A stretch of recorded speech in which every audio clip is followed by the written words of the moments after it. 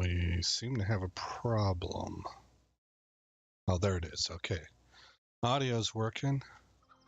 Let's play some more Bannerlord. We're picking up where we left off in the last stream yesterday. And that's right, I need to wait. I need to watch my food and my health. I'm at 7% now.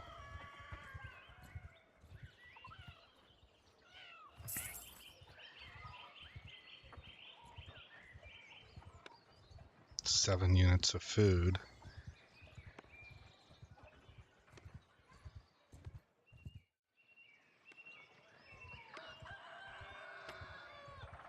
We are doing mercenary work for the Western Empire.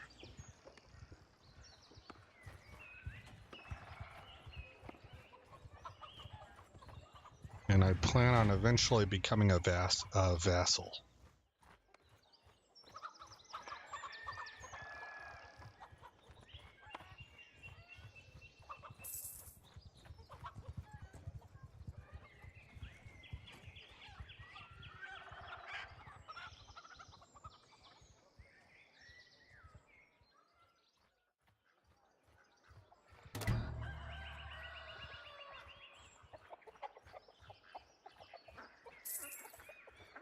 I think once I'm at 50%. Well, we're going to have to do it before 50%. We're at 2 units of food, so stop waiting and head to Jalmaris.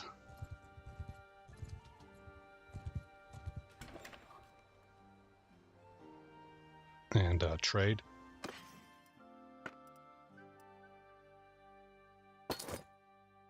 Okay. Let's get up to 5 grain. We'll take 5 fish, plus up to 5 meat, and take 5 grapes. Okay, that gets me to 16, so we actually could use some more. Let's grab... Did I get 5 grapes? No, they only had 1 grape. Okay, so let's grab 5 cheese, 5 beer, 5 olives. It's going to cost me 1,100 dinars. And that gives me 27 days of food. We can wait here.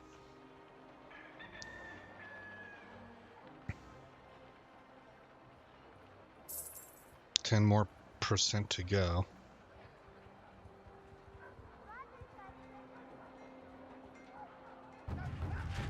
Okay, that feels like we're ticking up faster now. I guess when you're really low, it's pretty slow healing. Let's see if we can take on these Sturgians and save as and get this temp save going.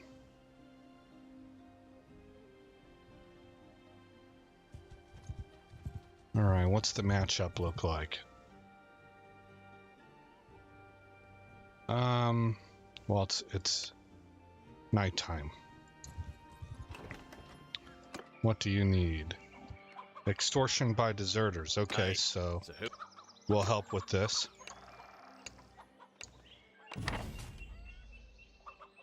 Okay, wait in the village. Here they come.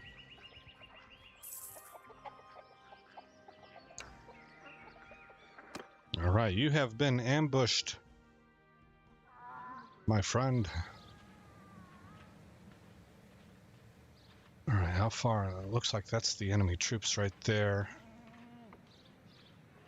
Let's get my troops down into here. Bowman, maybe up here.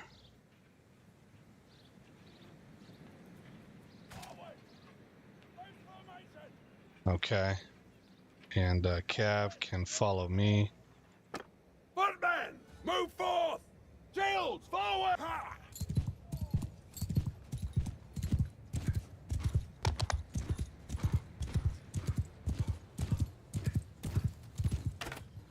Archers! Archers! Move out! Onwards! Okay, get them facing at that oblique angle.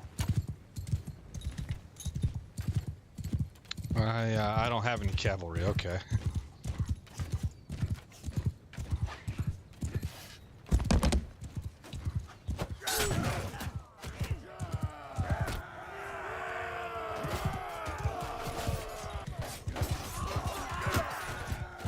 Oh, about lanced my own dude. Good thing there's no friendly fire.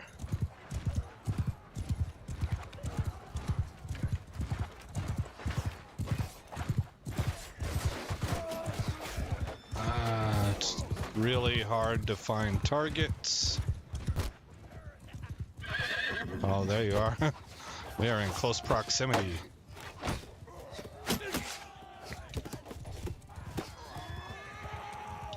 Dang it, this is not my fight.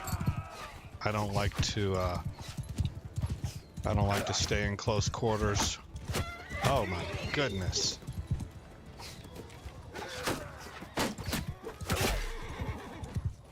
Take that, sucker.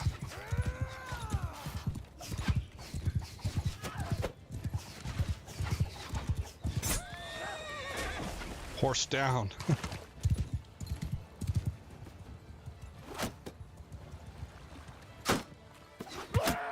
Oh, in the thigh. Is that everybody? Okay, we lost how many? None. Okay, good. All right, take the prisoners. Rank up. Let's see, we got 12, we got 11, 12. So plus up infantry. Okay, Din is good to go.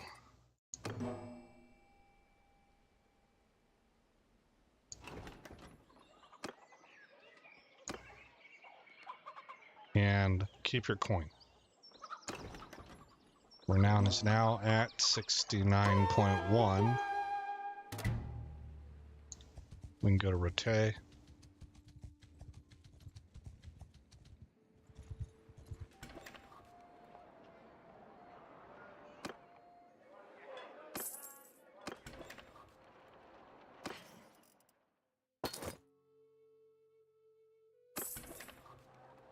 How are we doing over here? Plus 161, so we're making money even without considering prisoners and goods that are being sold. All right, let's continue to look for villages that we can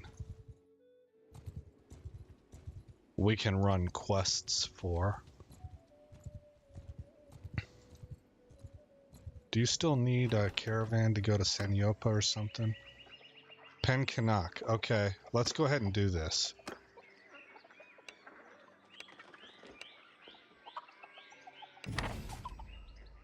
Now, there's an exploit with this. I don't know if I'd call it an exploit. Oh, in this case, it's hogs, not horses. But you only need to deliver 10. Like when it's horses, you only need to deliver 10 of the horses. So you can sell the rest. I just tend not to do that. I think it's because I'm not a hardcore role player, but I like stories, and so I try to immerse myself into the world.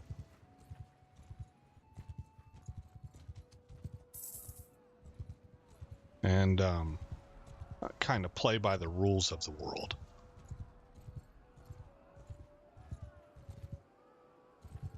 That's me guessing, you know, I mean, I don't know. It's just, I know that I don't take advantage of that very often, and I think that's why. It's not like it's a hard and fast rule for me.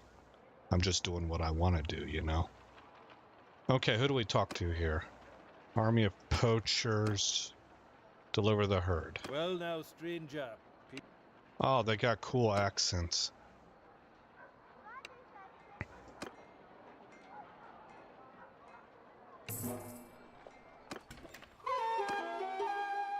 Okay, so let's go back. We gotta be careful. because there are enemy armies around this area. See, there's one right there. So we are at war with Vlandia. Here comes Gyarios. What are you going to do, Gyarios? What are you up to? All right, let's go.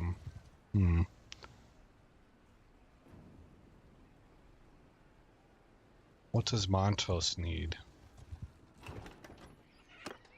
Ah, yes. Hey, so who? Tools.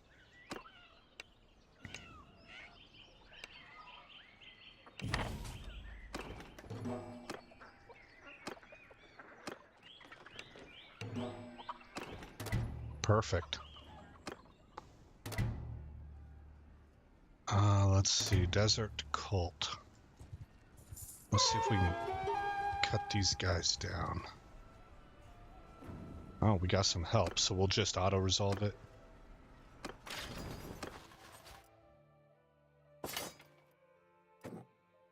Get another infantryman.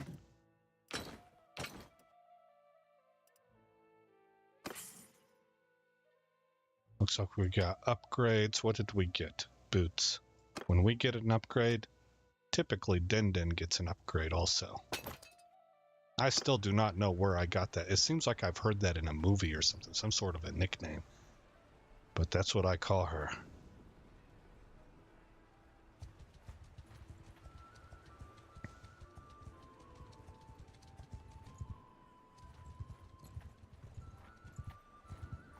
You got a problem? Yep.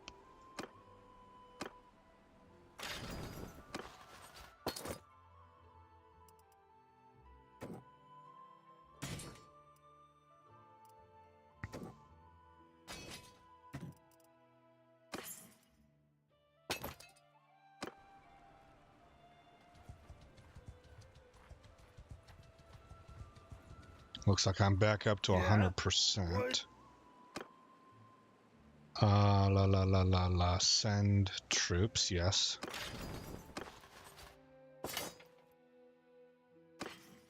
Okay, so, as way of explanation, I am practicing this game, so I'm just watching it unfold, seeing how things go, and trying to learn it. It's not like I've not played the game. I have, I wouldn't say a whole heck of a lot, but I have plenty, I think. But I don't really tend to get past the mid game. So there's still quite a lot that I'm trying to learn. And the game has changed a lot also, so trying to keep up with that. What kind of horse do I have? Cantarian Charger. I'm going to be looking for an Askarat. Okay, we're up to 8,000. Did I sell prisoners? Yes. How are we doing now? Plus 161 on mercenary contract. All right, so a net plus 7. And we'll just continue to knock out these looters. Our goal right now, I suppose, is to work our way up to a well-outfitted army of 50. And how I measure that is if we can take down a caravan.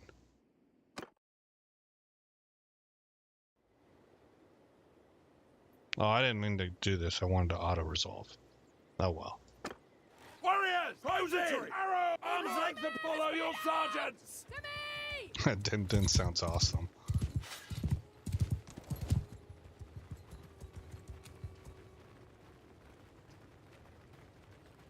Infantry! Let's actually Move! put you guys right here. Soldiers! Archers! Onwards! Move! Warriors! Form a wall! Form a shield wall! Okay, let them walk to us. I want to see how we do with our ranged capability.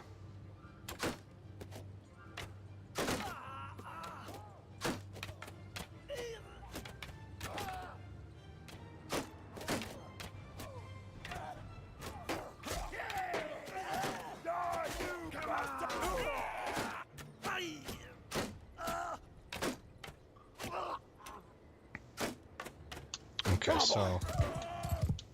Hear me! Bowman! Move out! Forward! Let's Warriors! Forward! get the archers at an oblique angle.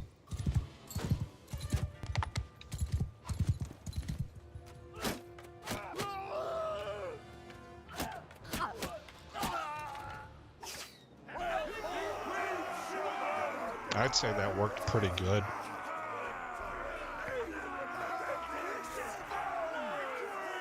Looks like Din Din got a skill point in athletics.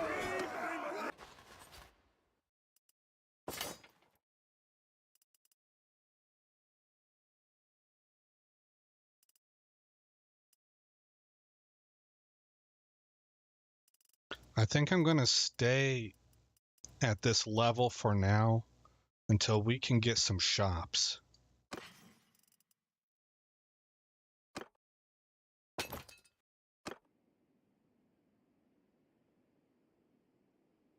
All right, stand by.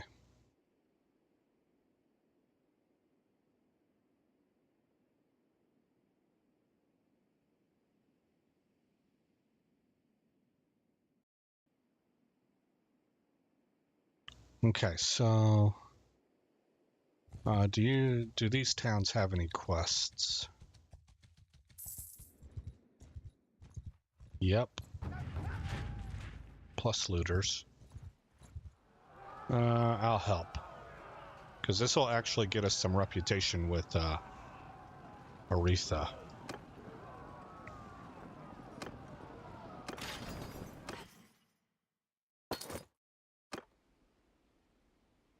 Hey, Crimson. Yeah, my sleep schedule is such that I've been waking up earlier, so I kind of get started earlier. I spent, today I woke up at 8 a.m. I feel like a normal person. And spent the morning catching up on news and checking out some websites. I played a little bit of Destiny this morning and worked on Galahorn to get the catalyst going, and I did the, what do you call it? I did the prerequisite quest to attain the catalyst for the arc weapon Tomb something. I can't think of what it's called. It's Tomb something. Tomb is in the name. Let's see. We want to find out what kind of quest is going on here. Needs draft animals. I'll pass on that quest. I want to say Tomb Raider, but that's obviously Delicate Tomb. That's it. Yeah. And I have another arc weapon. It's I don't think, is it a trace rifle? It fires like a continuous laser beam that I need to get the catalyst for. There's a build online that I found that calls for that weapon, and I was having a lot of fun with my Arc Warlock and Gambit, so it's a fun spec to play. Yeah, is it a fusion rifle? I thought fusion rifles were like shotguns. Oh, you're talking about Delicate Tomb. Yes. Yes. That is correct. Yeah, we have a delay between the in the chat on the YouTube side specifically. What element? Arc. Both of the weapons that I'm working on are arc weapons. Let's take out these deserters. Do I have enough? I've got 32. Man, I just don't know about that. What's the... We can at least... Yeah, see, that's a 50-50. I don't want to suffer that kind of attrition.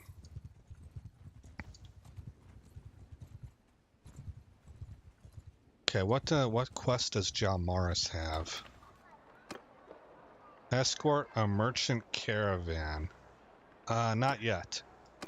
I think whenever I get to 50, I'd be more willing to do that. but I'm really trying to ratchet this money up. Let's see, you need help with brigands. Okay, we'll talk to you.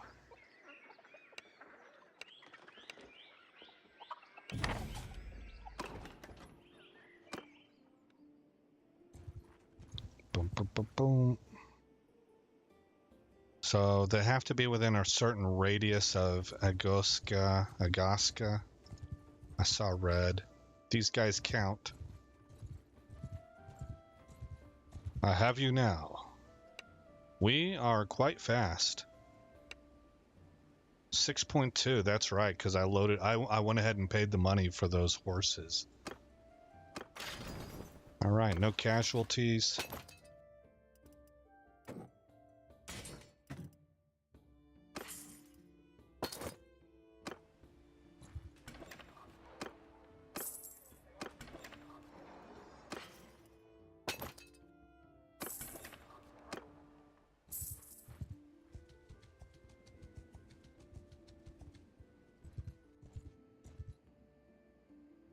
Arc trace. Oh, Cold Heart. Yes. Yes, Crimson. That's the one. Yep. Man, how you know all this stuff? You're like way familiar with Destiny. There's so many weapons out there and you seem to know them all.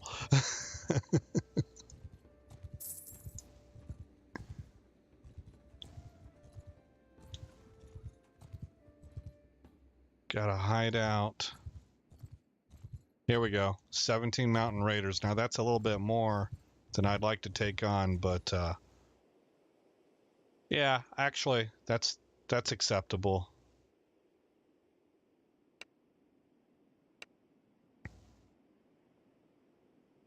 Oh, darn it. A nighttime battle? I really don't want to fight a nighttime battle.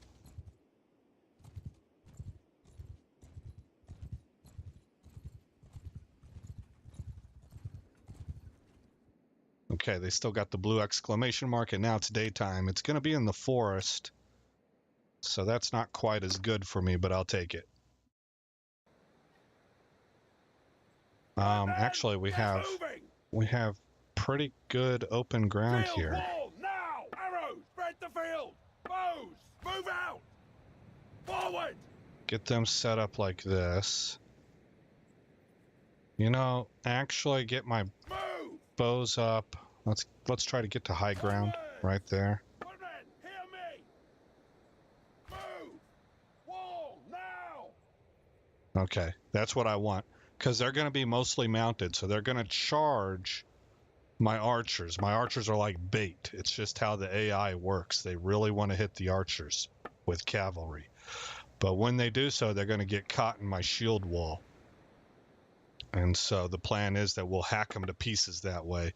And then my guy on his mount is going to be operating out here, chasing them down, trying to hit them with couched lance. Okay, so here they come. And I'm going to pick one off on the edge.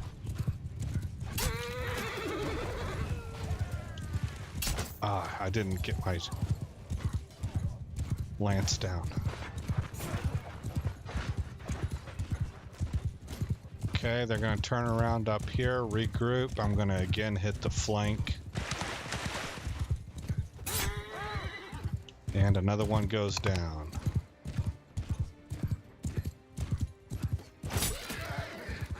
And another one goes down. Now here they come. Charging my infantry. Automatically faces them. Everybody faces them. That's good. I don't have to tell them to do it. Okay, losing archers. I think I'm the one that took damage there.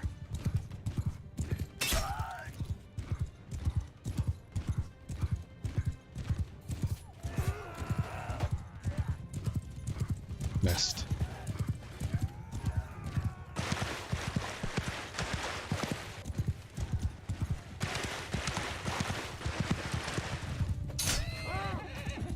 Another horse down. Oh no. Oh, I'm in a bad spot. That's not good. Okay, go away, go away, go away. Just you wait until I get my Askarat. Askarat horses are very fast, and lance damage is directly proportional to speed. They still have quite a few. Another horse down. I'm out here sending horses to the glue factory.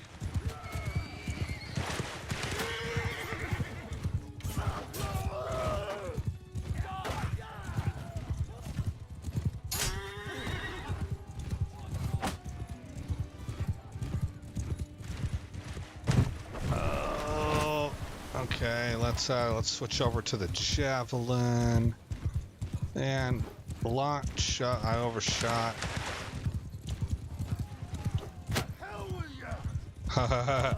He veered off. Oh no! Get away from me!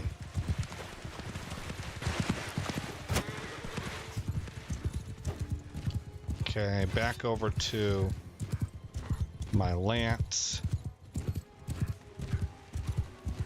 Yeah, they put a hurting on me, man. It's unfortunate.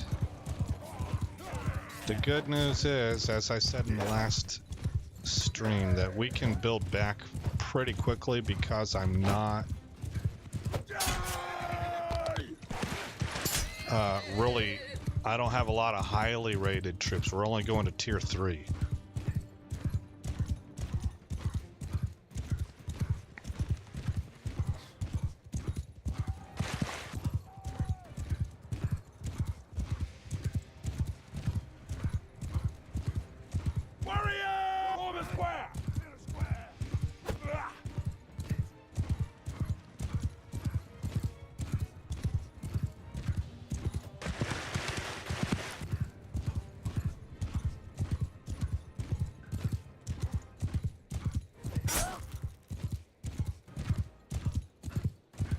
I think they got a total of 3 left.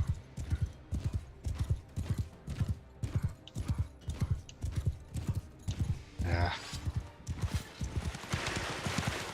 Oh, I must be out of javelins. Keep watching me. Oh man, he charged right through. Oh, take that, sucker.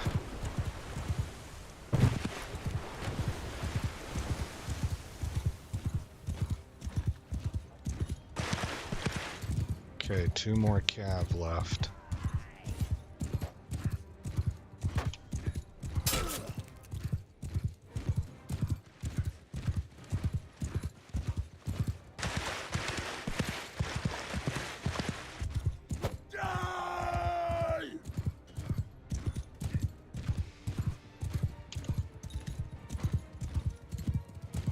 Ah, too far over. He outflanked me. Let's go mano-a-mano with a spear duel. I'm not gonna do couch lance in this close. I'm just gonna try and lance him normal.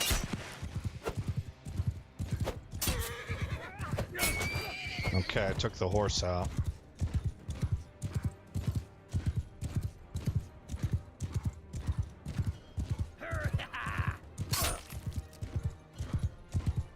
And then there was one. Where's he at? There he is.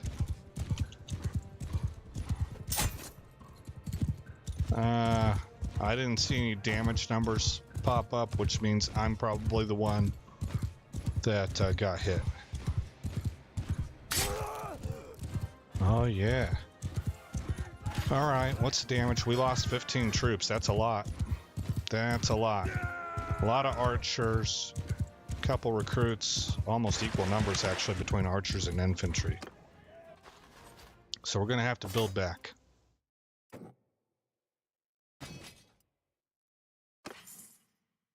What do I get? Body armor. I got new body armor. Okay. And Din, nothing for Din. Okay, hit done. Come over here. Riding, I want nomadic traditions. Plus 30% party speed bonus from mounted foot troops. as well as plus 10% damage bonus from speed to troops in your formation. Okay, checking chat. I don't think I know everything. Yeah, but you know a lot. Most D2 things come from D1, so already know them, but I guess I try knowing a lot of things, but just comes naturally. Yeah, I mean, it is natural. It's what you're familiar with, right? So practice makes perfect. So whatever you spend your time in, you'll know kind of forwards and backwards, right? So I'm just saying that compared to me, every time I got a question or I'm talking about a gun, if I just describe something, you'll kind of tend to know what I'm talking about. And I'm like, yeah, that's it. That's the thing.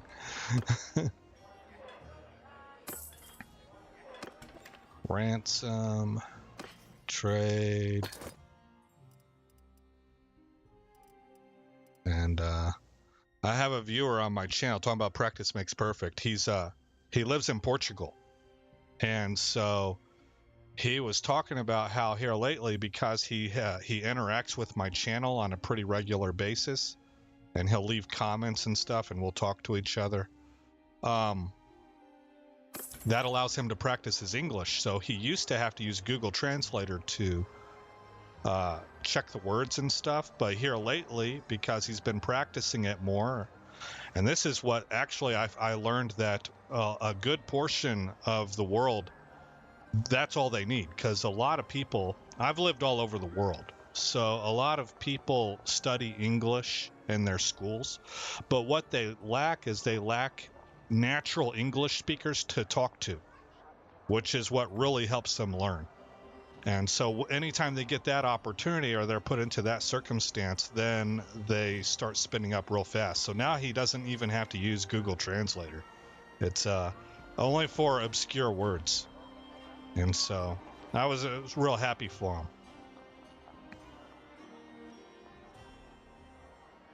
him. No point in knowing if I can't use it to help. Yeah, that's a good statement, Crimson. I like that statement. I agree with that. Let's see, we need to get recruits. There we go.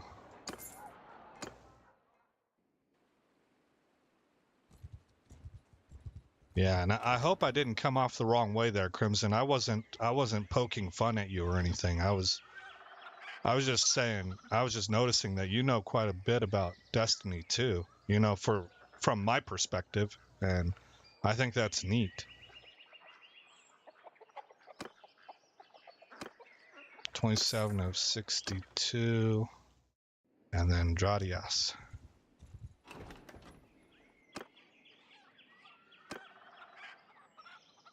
$36. Okay, so we got a bunch of recruits. I actually want to head down here.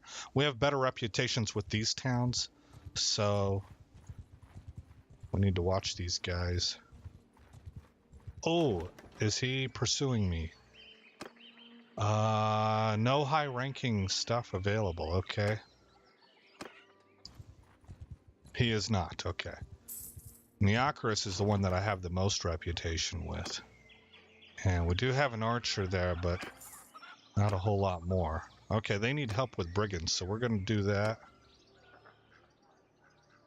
I didn't take it in a bad way, don't worry. Okay, cool. Just wanted to double check, you know. I think it's always best to err on the side of caution and things like that. I had a captain that I worked for once whenever I was in the military who taught me such a terrific lesson. He said that text has no tone. So what he was really talking about is that language is not just spoken. You don't just have the words, you have the intonation, you have body language. That's a big part of language, actually, is body language. And so whenever you're conversing via text, you always want to be mindful that what you're saying isn't necessarily being received fully because the other person doesn't have the opportunity that is normally afforded in face-to-face communication, right? And so that has taught me how to be mindful of stuff like that. And it was a really good lesson. I'll always remember that. That was a really good piece of advice from him. Oh, I need to hunt down brigands. Oh yeah, no problem, Crimson. Yeah, my pleasure. I used to. So for those listening to the stream, Crimson just thanked me for my military service, and I used to get that a lot whenever I was in the service, and I always wanted to explain to the people that were telling me that it's everybody has a role, and everybody does kind of what they're made for, what they're called for, because people have a skill set and people have things that they believe in, which I think is more important, because those are where your motivations are, right? And so while you have people in the military willing to put their lives on the line to help defend the nation or to go help others, you know, when you're part of the American military, a lot of time it's about helping others.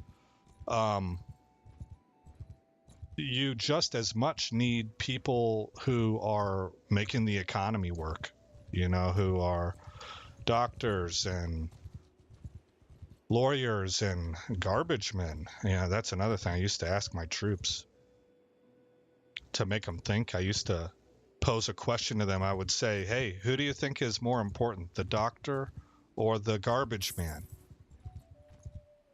And just off the cuff answer, just what comes to mind for you. And, you know, most people will say the doctor. It's like, okay, why do you say that? And they talk about, you know, the education needed, the training needed, the ability to heal people and operate and stuff like that. And it's kind of a rare ability. But then I would bring up to them the bubonic plague and the unless you want trouble.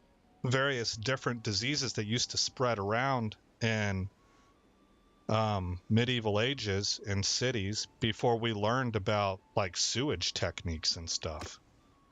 And I said, if you don't have the garbage man, then the doctor's office will be overflowed and he'll be flooded. So they're both equally important. Everybody's got a role. That would be the point. That's what I was using to teach them. Everybody has a role. Don't think that you don't have talent or you don't have a place in society, or that what you do and what you're capable of is not important. It's all important. I mean, what you need to make a civilization work it's holistic. It's all encompassing. Ooh, that's a lot of people. They're chasing me now. All right, let's get back and see if we can chase these 11 down.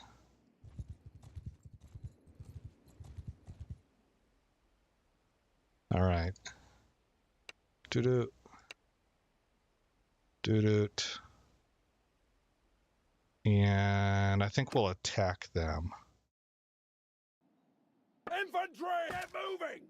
Wall, now! Archers, forward! Spread out! Move out! Actually, Warriors, line up! I have so many recruits that being in a shield wall is not going to help. Close with them! Onward! Oh, I never got my lance down. That was such a golden opportunity, and I just couldn't get started in time. So once again, we're facing a ton of cavalry here, and that's been a problem.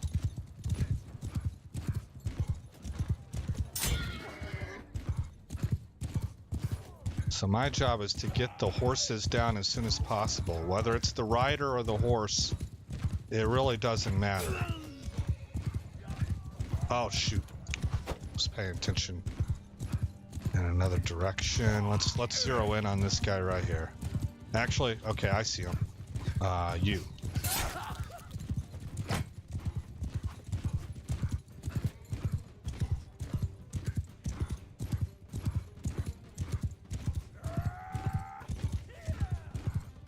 My poor archers have had to sustain heavy cavalry attacks for two fights in a row.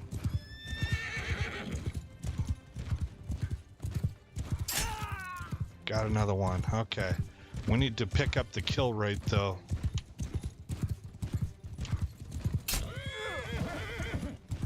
Set get that horse flying.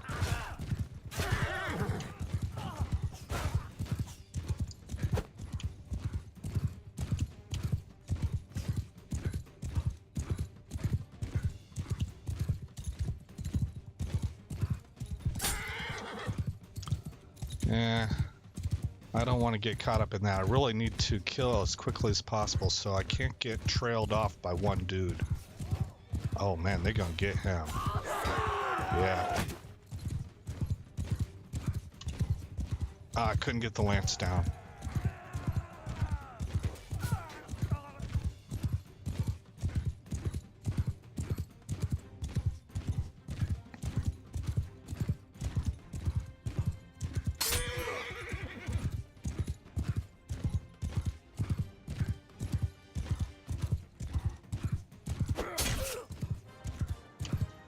Okay. We actually did better in that one than we did in the last fight. We still took 3 casualties. Well, KIA. Let's see here. Okay, grab all of that. And move over to Jalmaris. Hey, Armstrong, what's up, man? How's life treating you, bro? Did that move pan out for you?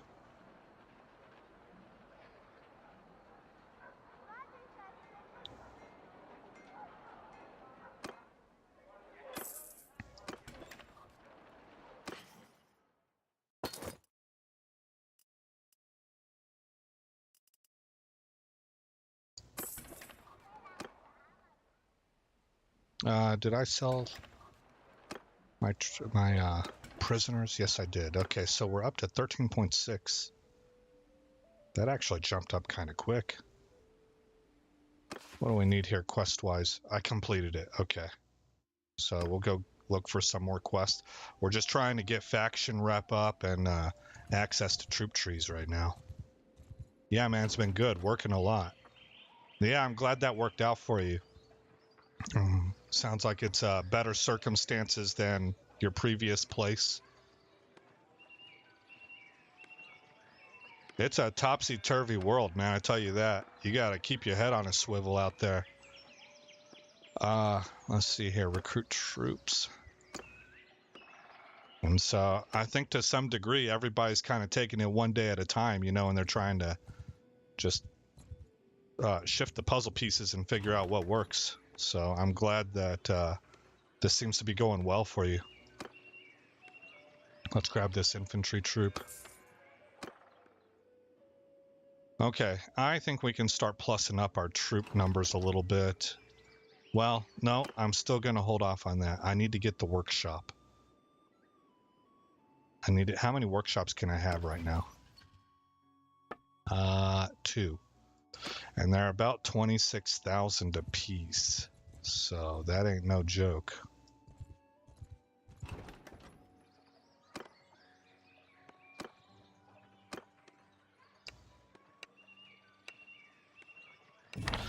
You know what I need to do? I need to stop and study a little bit and find out how to... Okay, my relation right there, that's part of it. Relation is at 13.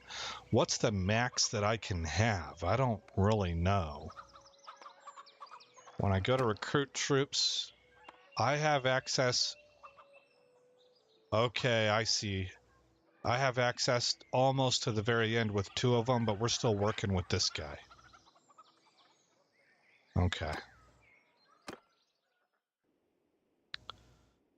Yeah, I've been investing in some self-sustainability. Oh, that's always good news, man. Absolutely. That's the American way right there.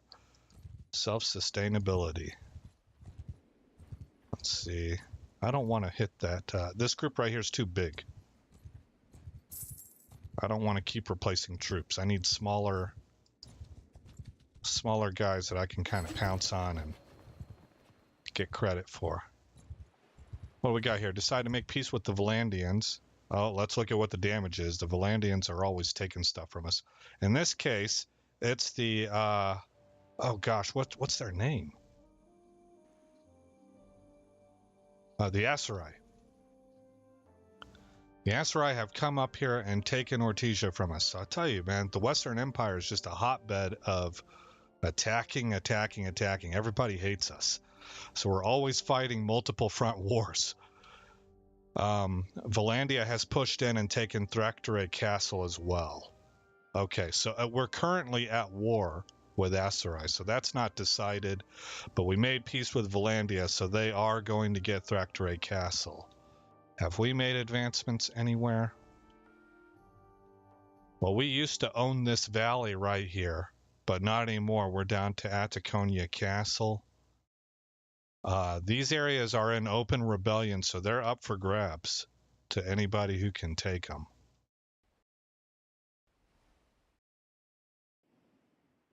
All right, we're still hunting down bandits. Oh, you got some chickens, huh? Haven't bought eggs in about 3 months. Oh, that's a good answer. Yeah, the price of eggs went through the roof.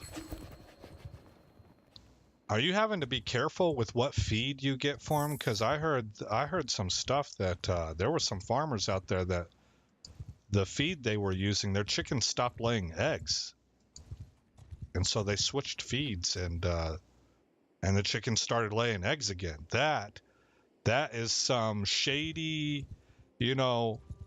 makes you want to think what the heck's going on here kind of stuff. You know what I'm saying?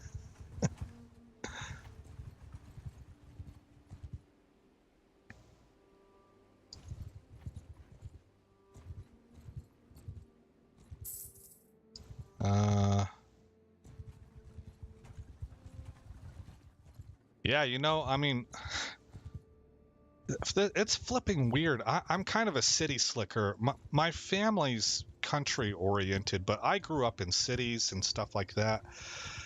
But the more we push forward in time, I think this is weird about myself. You'll have to take my word for it, because I know myself. So this is a little bit odd, but as time pushes forward, I find stuff like what you just talked about, having your own chickens, or the idea of maybe if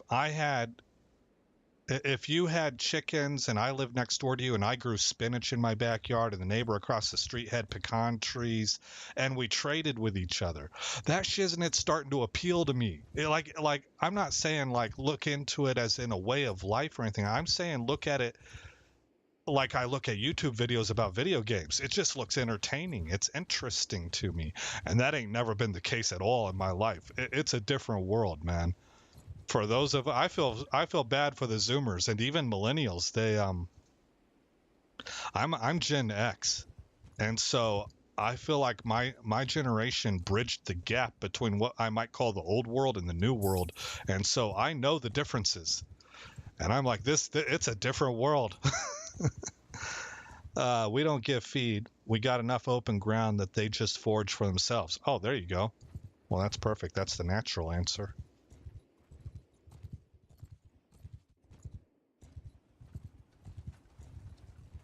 I'm not seeing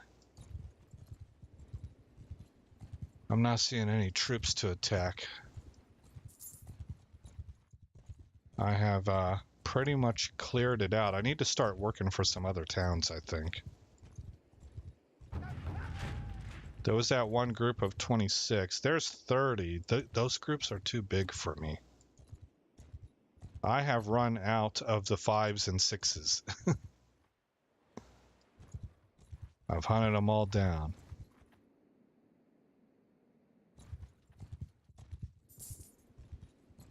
I might have to take a loss on that quest. Maybe I'll go east. Oh, we're out of food.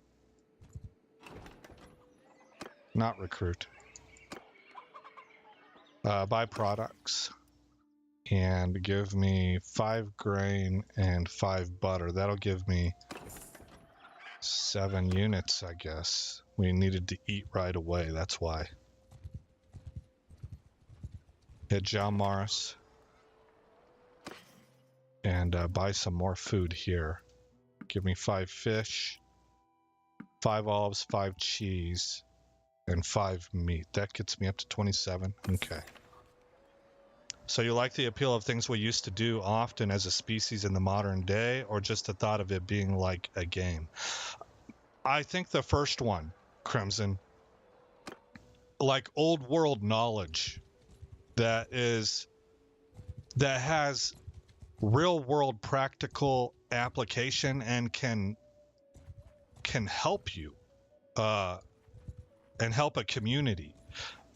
Because the era, you know, I mentioned about being Gen X. I mean, in the 90s, you would never even think like, golly, things are at a price point or they're just not available, where I need to find somebody who grows some stuff, who has like a garden, and I need to learn from them.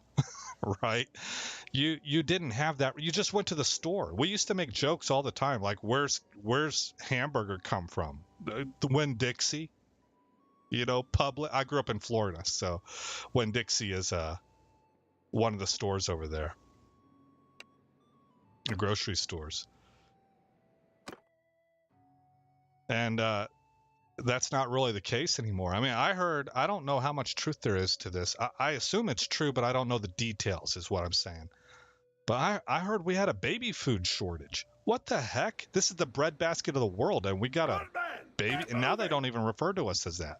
I hear people calling Ukraine the breadbasket of the world. When did that happen? You know? So Armstrong says, my wife was a lot like you. She grew up in the suburbs and city. Yeah. And then she met me, who grew up in the mountains, and a lot of the things I started doing appealed to her. That is cool, man.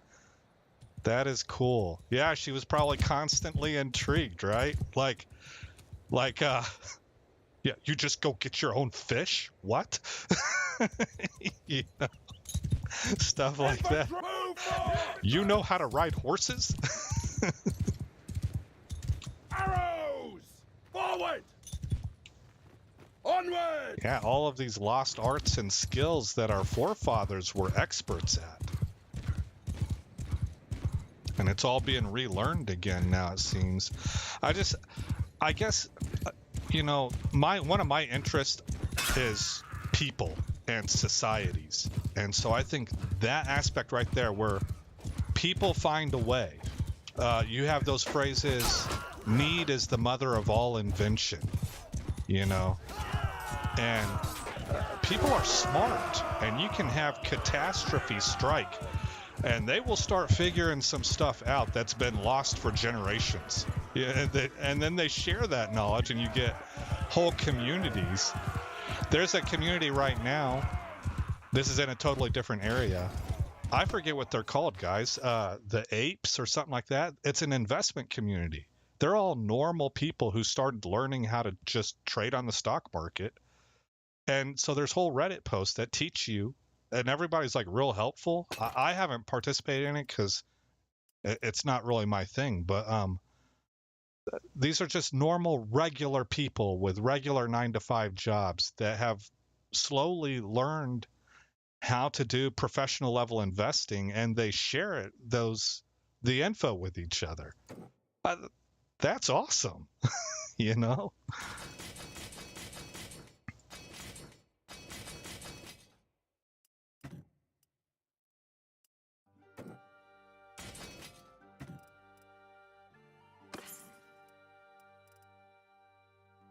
I forget what that community is called. It has something to do with gorillas or apes or something like that, and they've made the market shift a few times. They've caused a lot of grief to I think it's called hedge fund operators. Again, this is not my forte.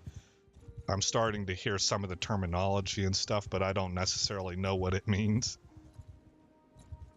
But I don't know, it's just, you know, the world's gone through so much here in recent years, but people have figured out workaround solutions and stuff, and I'm impressed by that. Like regular people, we're not talking the geniuses of the world. It's just normal people, you know?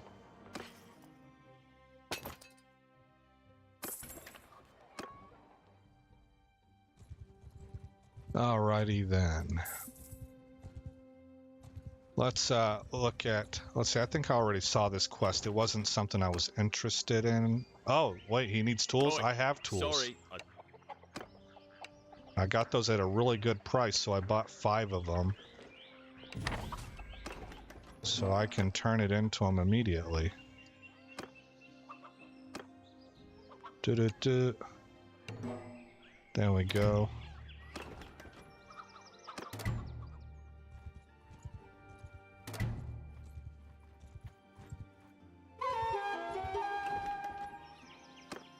Oh, I didn't mean to do that. To activate chat, please enable channels. Oh, I got a weird message here. I've never seen this before.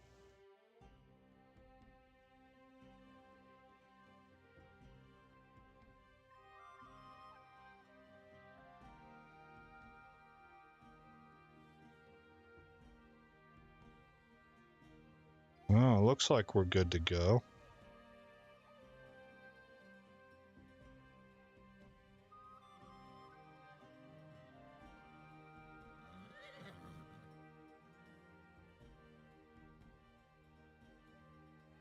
I thought you were talking about crypto apes for a second. Haha.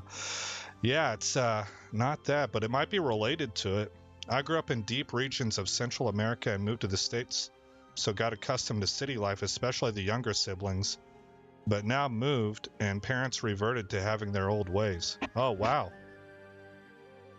Yeah, I knew somebody who came over here from the Philippines, and they grew up extremely poor. Like, they didn't have money for food.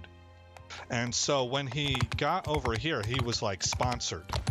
I met this guy in college. I went to Liberty University and met him there, and he was sponsored through a Christian program by an American family.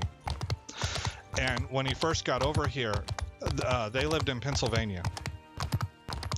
So he said he had a really, really hard time adjusting because he lived around. He lived in suburbia, and the fact that he couldn't find access. What am I doing here? Oh yeah, that's right. I accidentally went into this town. He didn't have access to the forest. Now in the Philippines it would be jungle, right? But the whole thing being the wooded area where you can find fruits and vegetables and small game and stuff like that.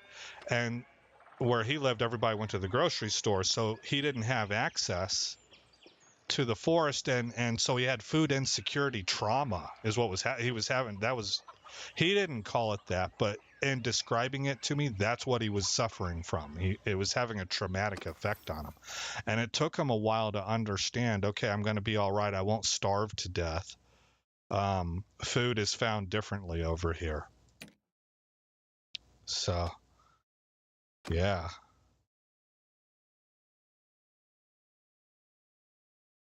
Yeah, I want the plus travel speed. Armstrong says, also the overwhelming amount of stuff that I've learned in the 5 to 6 months of starting a trade job is crazy. Oh, no doubt, man. That's where the money's at now. You know, I remember being stunned in the early 90s when there seemed to, out of nowhere, be this consensus belief that kids who graduated from college with a good GPA were more desired and qualified than people who had 40 years experience.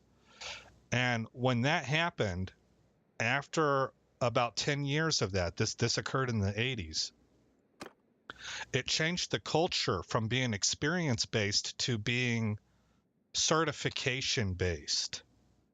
And so everybody got the idea that you had to go to college. Well, now we have a bunch of people graduating college that can't get a job because the industries that require those degrees, there's a glut of applicants. And the places that you don't have are the places that were fear-mongered earlier, the trade jobs, the plumbers, the mechanics, the welders, the things that, because of that shift in the 80s, what you started getting in the 90s and then increasingly in the early 2000s, the sentiment of the idea was that if you were going to be a plumber, you would be poor. So you need to get good grades in high school so you can go to college. You don't want to be a plumber, do you? And now things have flipped. It's the people that have the trade jobs that are they're making money hand over fist. You want a job? You can pretty much call your shot wherever you want to live in the country because there's not enough people who are interested in doing that work. And so now all the pay is in the blue collar jobs, and it's the white collar people or the people with aspirations of doing white collar work that are the ones that are having to compete harder and harder and harder with each other. That's fascinating to me when it comes to, like I was talking earlier about how I like societies. I like looking at how society works and how it flows and its ups and downs, and that's one of them. Yeah, Crimson. Yeah, plumbers make bank now, but like 30 years ago, the idea was that if you were going to be a plumber, you were going to be grinding out a living doing manual labor, making peanuts. And everybody wanted to know about computers, and they wanted to get into computer science, or they wanted to learn about telecommunications. It was all tech. And you know, at the time it worked. Or they wanted to be lawyers and doctors and, you know, stuff like that.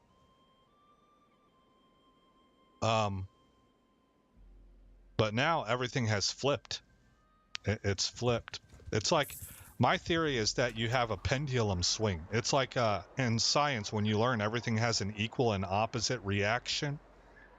And then that's what our issue is. We never seem to find the happy middle. We see something that we perceive to be a problem.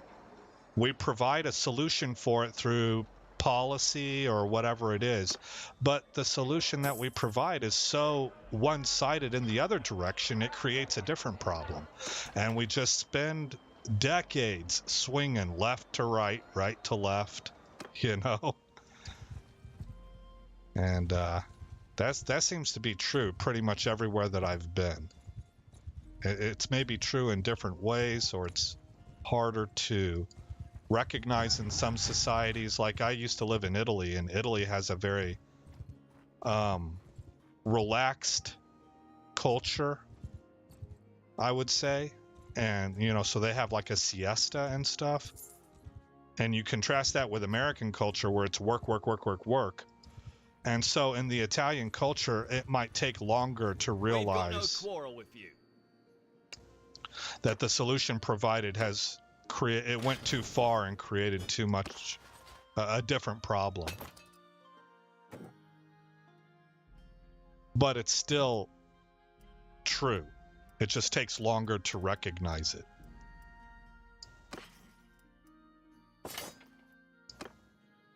All right. Boy, I have been yammering my head off and not really paying attention to what I'm doing. I need to sell at Lagata. Let's find out what the quest is here.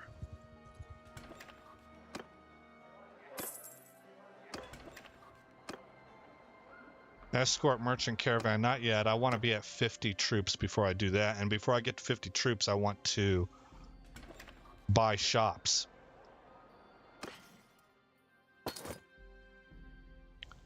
I think it's a fascinating time that we live in.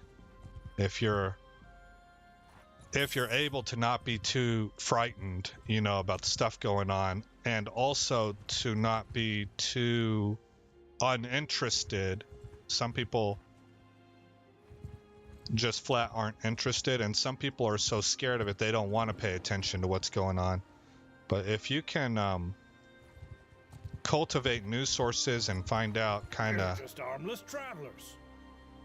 The scuttlebutt of the day, there's a whole lot of interesting dynamics happening in our current era. And I think, personally, is that, Aviano, that's right. Pordenone, Armstrong.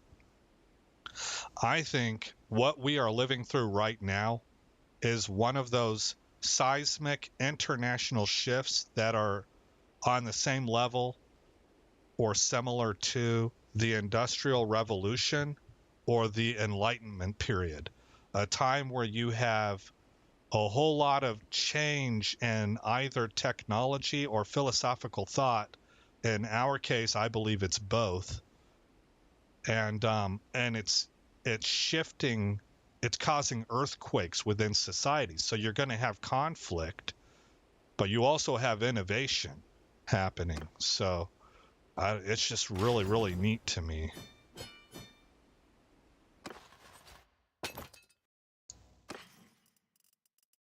Yeah, Aviano was probably the best assignment that I had as far as just a cool place to be. And I had access to, I was in northern Italy, so I had access to all of the countries that border Italy right there. They were all within like an hour. So I traveled through Europe, and I learned the train system, and I went on a lot of trips by myself, and I always tried to blend in with the culture. I kind of was practicing. Let me see if I can get away from this guy. Really, really need that chaos to get. Okay. Okay. We'll outpace him now. That was close. What was I saying? Oh, yeah. When in Rome, be like the Romans, right? So I really was practicing that skill set. And so to do that, I would monitor the society that I was in. So if I was in Austria or Germany or Croatia, and I would look at how they dressed and kind of what their mannerisms were. And then I would just try to blend in with the crowds, you know, and emulate what I saw with these different societies. And it was a good time. It was fun.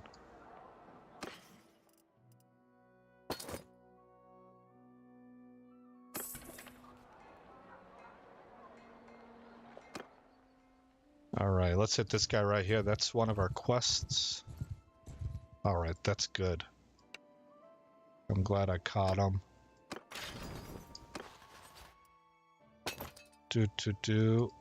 I probably needed to rank up there. Let me look at my quest log. Where are we at? We need one more. Okay, and I have a new ability in stewardship. I am going to take sweatshops because for this skill to level up, you need to be eating food, and a big variety of food. And so if you do neg 10% food consumption, you're hurting your XP. So it's better to take sweatshops. And we have a skill point to use that I'm going to put. Well, let's see. I need it in writing. There we go. Mr. Worldwide, you remind me of my teacher with these stories. Yeah, well, that's the nature of a life. You know, it'll happen with you too. Whether you travel or not, you're going to gain a lot of wisdom and experience and understanding and knowledge just simply by existing, you know. And you need both too. Let's just say you end up staying wherever you're at for your whole life. Well, you're going to know that area, and you're going to know all how the culture has shifted over the last 30 years. You're going to have a grasp on that the way that somebody like myself really has no clue about. Whereas I might be more knowledgeable of what's going on internationally, because that's where my experience base lies, and that's where I'm most comfortable. And that's actually a true statement. Like, if you ask me about international or nationwide politics, I'm not saying that I'm right, but I can tell you a lot about what I think. But if you ask me about what's going on in my local town, that's actually a lot more difficult for me. I don't know where the sources are to go learn about stuff. It's a completely different game to understand what's going on locally. So you need both. And that goes back to what I was saying earlier, where like everybody has a skill set and every skill set is needed. Footmen, hear me! Onward! Hi, sir! Arrows! Archers! Move! Get Moving! Arms length apart! Stand apart! Definitely do want to travel with myself or my partner. Yeah. Well, you know, if you dig into it and look at hostels, or if you make contacts with people who travel, there are really cheap ways that you can do it. I went to Germany one time for something called the Love Parade. It's like this big electronic dance music festival that still happens to this day, and it occurs in different cities in the world internationally. It's not something I'm really into now, but at the time I was. And so I went to Germany, and I was staying in a nice hotel there, and when it was time to come home, I missed my flight. I missed my flight, and so then I had to go pull out money to get like a train ticket, right? And it turned out that what the ATM was telling me was that I had pulled out my limit of money at that time, but I didn't speak German, so I assumed it was saying, "Hey man, you're out of money," which is scary, right? You're stranded someplace. So I actually stayed on the streets that night, and all I had was the cash in my pocket. I didn't eat. I think I did. I think I broke down in the evening time and went and got some food, but I went all day without eating. This was actually kind of a defining experience in my life, because I felt like I kind of came in proximity with what it must be like to be homeless. And so I have some empathy there, because I can remember sitting against a brick wall watching people. I was in Berlin, so it's a major city, right? And I was watching people walk to their work and carry on drinking cappuccinos and eating cupcakes, and there I was starving to death, you know, and I was thinking to myself, how can these people be walking by like nothing's going on when my life is ending right in front of them? I mean, that's a ridiculous statement to say. Of course we understand why, because your life is not their life, right? They don't know what's going on with you. But that was the feeling I had. And so I'll always remember having that feeling, and so I can understand a little bit more when I hear these kinds of thoughts expressed. But that's not the main point of the story. Main point is that in order to save money, I went and I got, on the second night, I wasn't willing to stay on the street. And so I went and I got a hostel room. And that was significantly cheaper. It was like $10. And the kinds of people that you'll find in hostels are the kinds that don't have a lot of money, but they want to travel. So there were a couple girls there that were from Britain, and there was a young Hispanic kid that was from Southern California, man. He was like, golly, he was like 16 or 17 years old.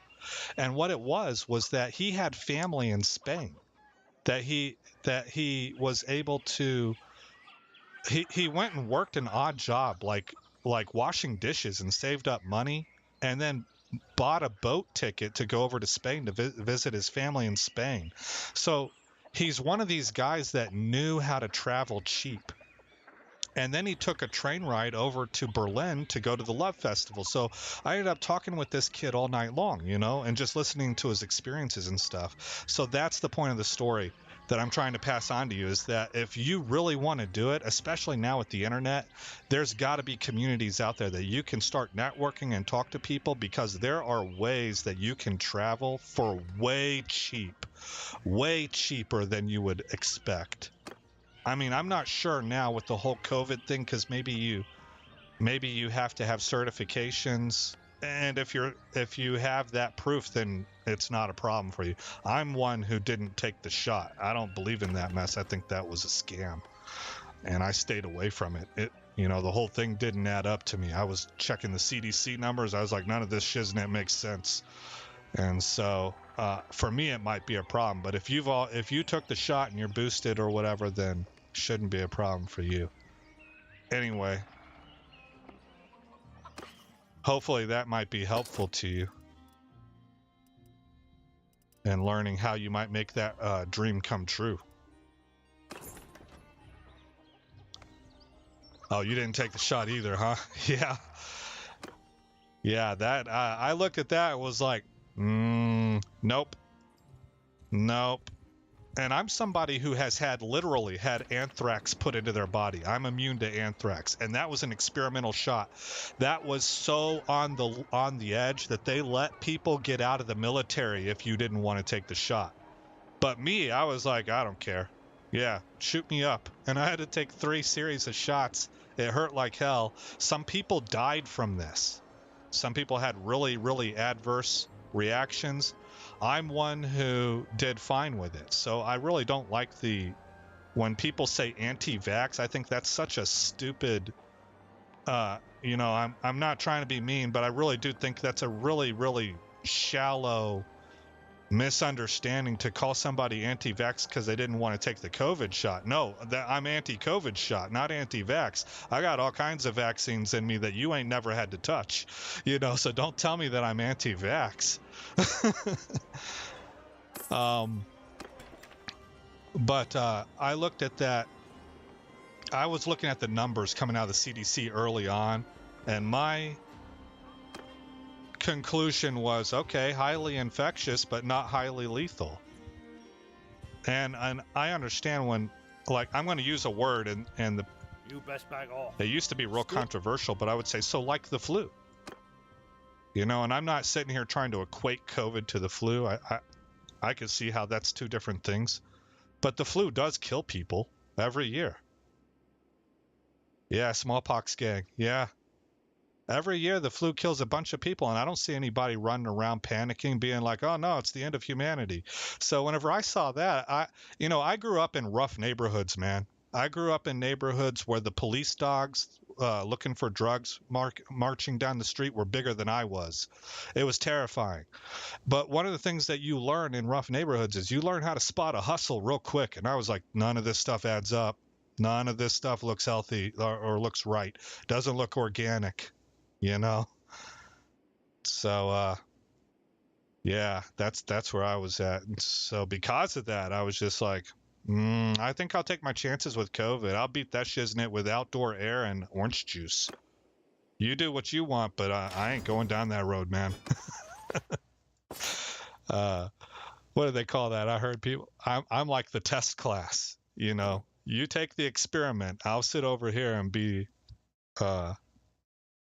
the group of people that you monitor to see what changes, and then nothing changed. So I was real happy that I feel like I made the right decision there.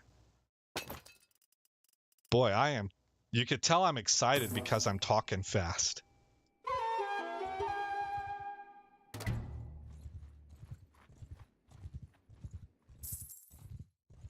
Here we go. There. All right, thief and a liar. Send troops. Collect their stuff. It's all mine now. Imperial recruit. Take another infantry troop. Okay, we're up to 14.8, and we're making plus 284, so we're doing good. We are doing good. I want to buy shops. That's what the immediate goal is. What's Zakoris need? Ziakris.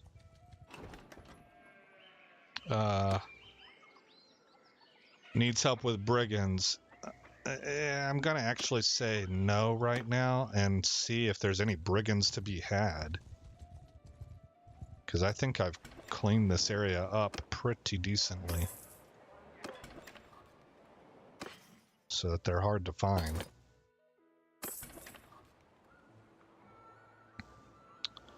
I figure if I got it, I'd rather be immune naturally. Yeah, exactly. Same here, man. And dude, that's another thing. I was talking about growing up in neighborhoods where you have to learn how to spot a hustle. And I'm not saying that there was necessarily this huge coordinated conspiracy. I mean, if I had to bet, that looks like the most likely answer to me, but it could have been a bunch of other things. You can have different people interested in different stuff. So let's just say that Big Pharma was interested in making a ton of money and didn't care about what happened to you, right? They just they saw an opportunity to push a vaccine that everybody was clamoring for. When I saw articles coming out saying that natural immunity wasn't a thing, I was like, you have lost me on trust the science. You guys are crazy. You're a cult. I don't, no way, no how. That was like a huge red flag for me. And it was the same as if you were being gamed in one of those neighborhoods I was talking about, and you see something that's false, and it raises the red flag, and that's when you should understand, holy smokes, I'm in a trap, and you start checking your six and seeing who's coming up behind you, or you realize that you're being hustled into something, being tricked, the term we use now is gaslit. We didn't use that term back then. We used the term hustle. But I saw those same mechanics coming into play, and that's whenever I was out, man, totally out. I had an open mind to it, but at the point in time I saw some of those shenanigans going on, I was like, there's some ulterior motives happening here.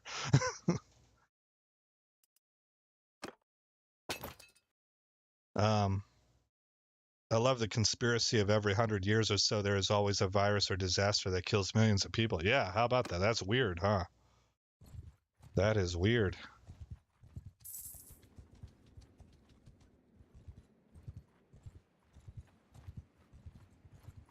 Okay, I didn't really see too many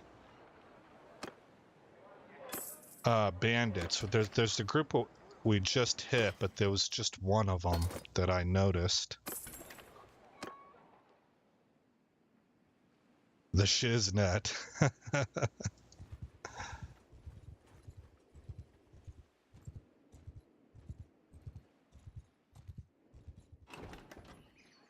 Let's see. What are you looking for? You need help with brigands as well. I think there is a group right here, and there is a hideout. Let's I guess take it. Because we only need 2 bands, and there's one within sight already, so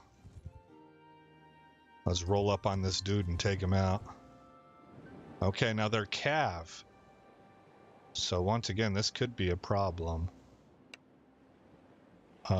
In fact, I might want to auto-resolve this, actually. Only 1 wounded. Okay, that works out. Veteran archer to trained. Oh, that's a Palatine guard. No, I don't want that. So veteran archer is better than a trained archer. Let's do that. Let's do that. Okay. Let's take prisoners.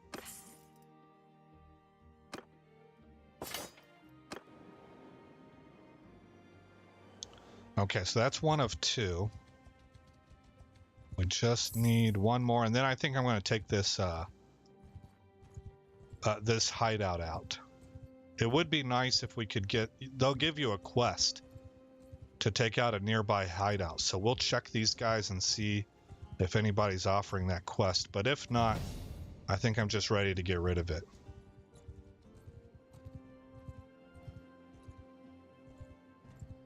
Okay, move to the right. Oh, there's one. Okay, so right now they're too far away. And I need this group right here to give up on them. Okay, they did. So we're going to chase them back.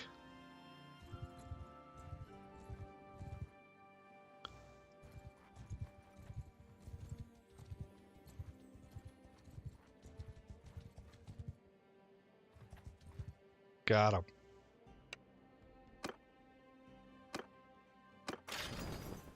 Took 1 casualty.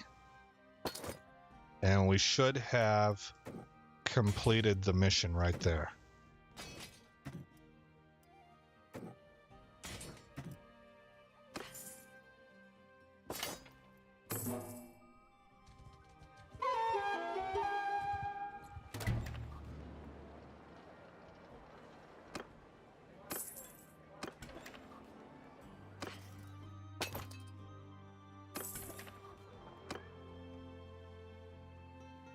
Okay, let's see if anybody's offering a quest to take down that bandit base.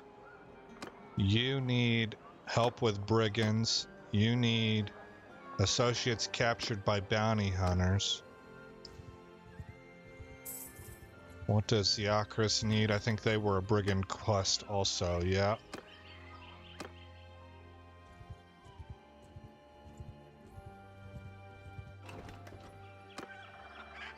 Help with brigands.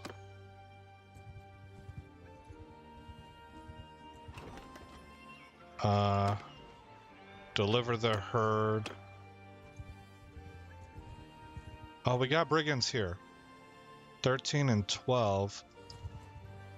Let's go ahead and take that quest first. Nope, not that one. Hold on. Let me check John Morris. Escort merchant caravan, okay. I don't want to do escort missions yet.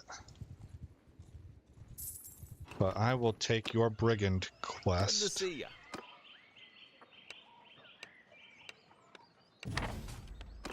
And he'll pay me 593, about 600 dinars. We got 2 groups again. Okay, good. I think we can auto-resolve it. What am I up to now? 20,000. Okay, so moving on up. Moving on up.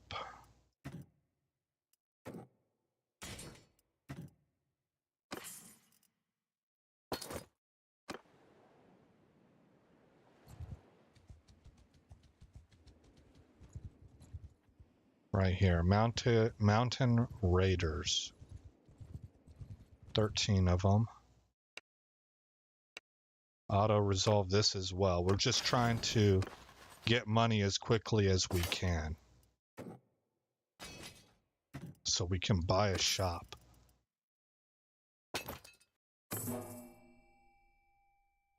Okay. So I completed that quest. Let's hit these guys. You best back off.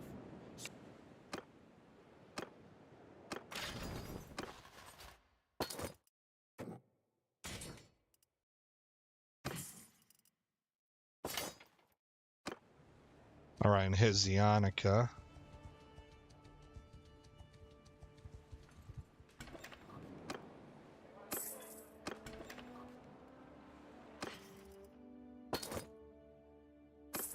And we're up to about 24,000, so it's going pretty smooth. Where's this place at?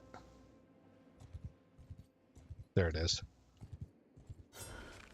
Oh, we took Veron Castle back from, I guess from Valandia. Wait until nightfall to attack.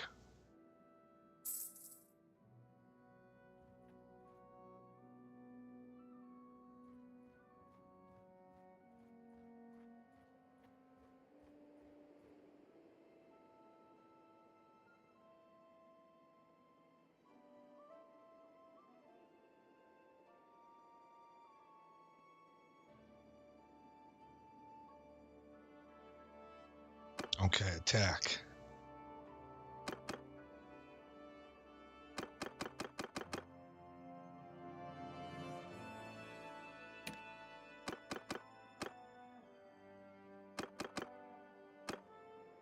I like to take the lower ranking people because they have a chance to level up.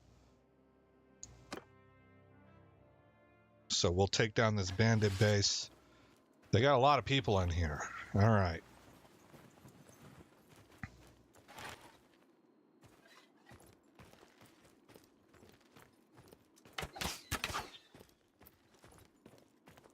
Looks like just one troop initially. Nope, there's 2. Oh, that sounded like more than 2. No, it is. It's just 2.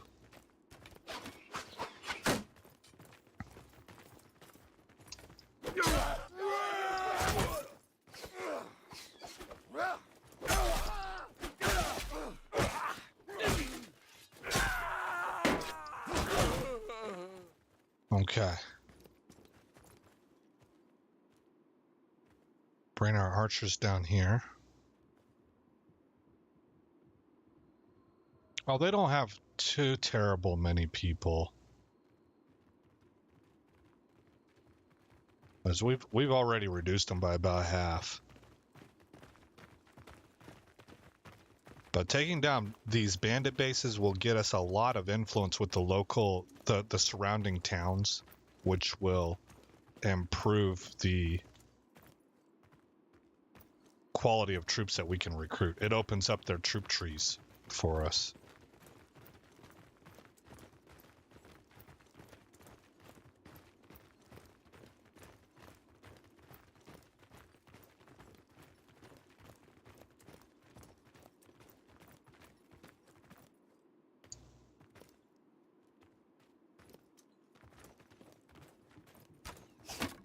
Okay, archers are getting into position.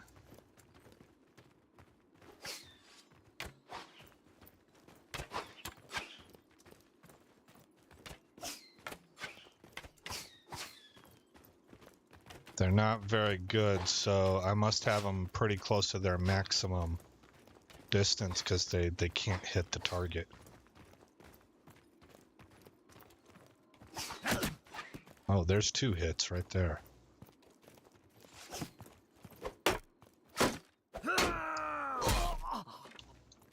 All right.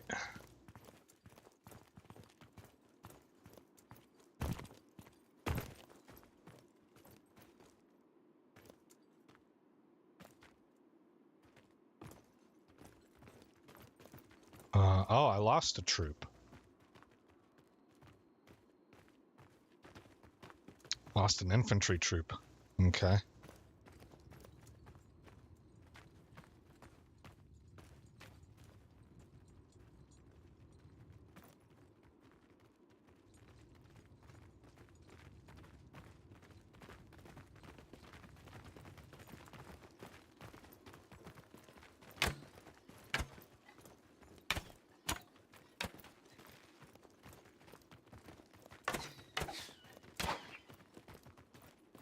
Well, I thought that last one was going to hit.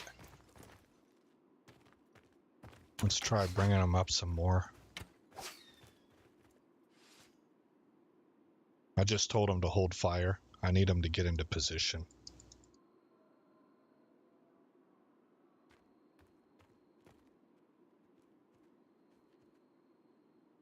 Boy, they're having a hard time.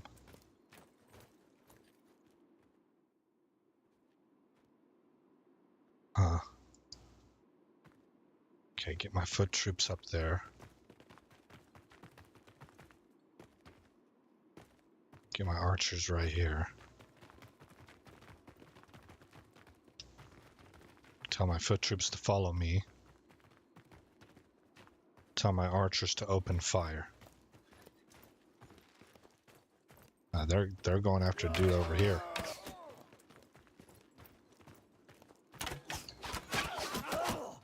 There we go. So I was able to get them closer. And they were able to hit their target really well. So that's what you improve whenever you rank them up. Their accuracy at distance gets better.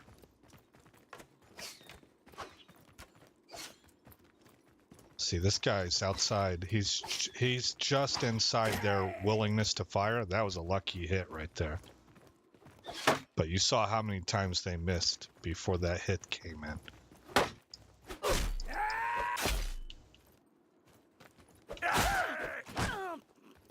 Okay, now we face the boss. And he's only got 2 troops in his entourage, so we should win this. I have the option to duel him one-on-one, but I never do that because my troops, I want them to be involved in the fight so that they can level up.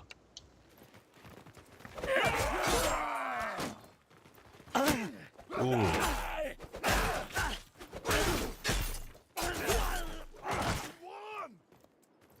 All right. So, importantly, we had no KIA. We just took 2 wounded. That's really good.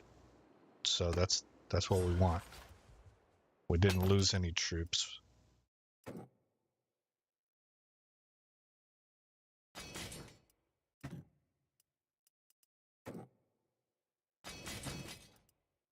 right, so now all of my infantry troops are the same rank. They're, I guess, tier 5. No, that's their wage. They're tier 3. So they got javelins, swords, and a full body shield. And this kind of armor. So the Empire is a very good, well-rounded army. Den gets some new stuff. What'd you get? A new cape. Oh, she looks good. It used to be my cape. Yeah, that goes really well with her outfit, actually. And then I've got this, this is a Batanian cape. So I don't think it looks as good, but it doesn't look bad. So we're doing all right. Your relation increased by 2 with nearby villages, like all of them. They have 3 merchants in each one of these villages. We just gained +2 relation with every single merchant and every single nearby village.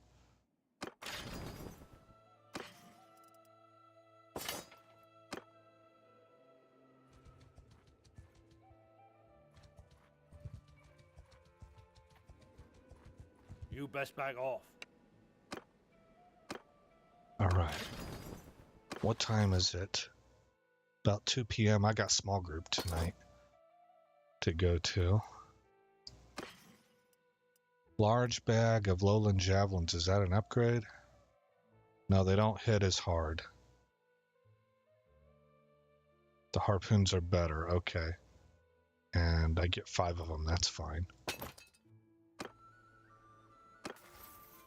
Okay, level up one-handed. Because I'm mounted,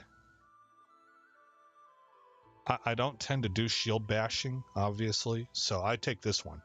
Plus 20% handling to one-handed weapons, and plus 30 combat skill to troops in your formation. So all of my troops and my whole party will gain plus 30 combat skill. I'm assuming that means plus 30 one-handed weapon skill. So I consider that to be pretty strong. Alrighty, let's go to Jalmaris.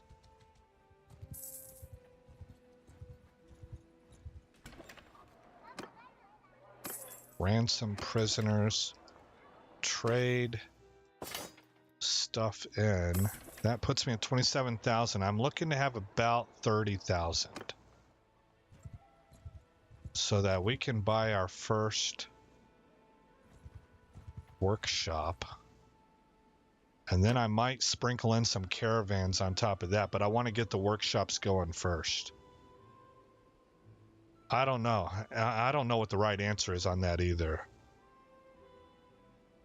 Oh, hold on. My buddy's asking if I'm going to small group tonight.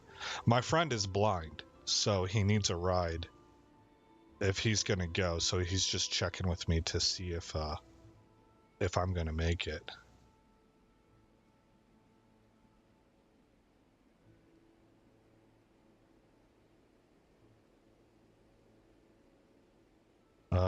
What time?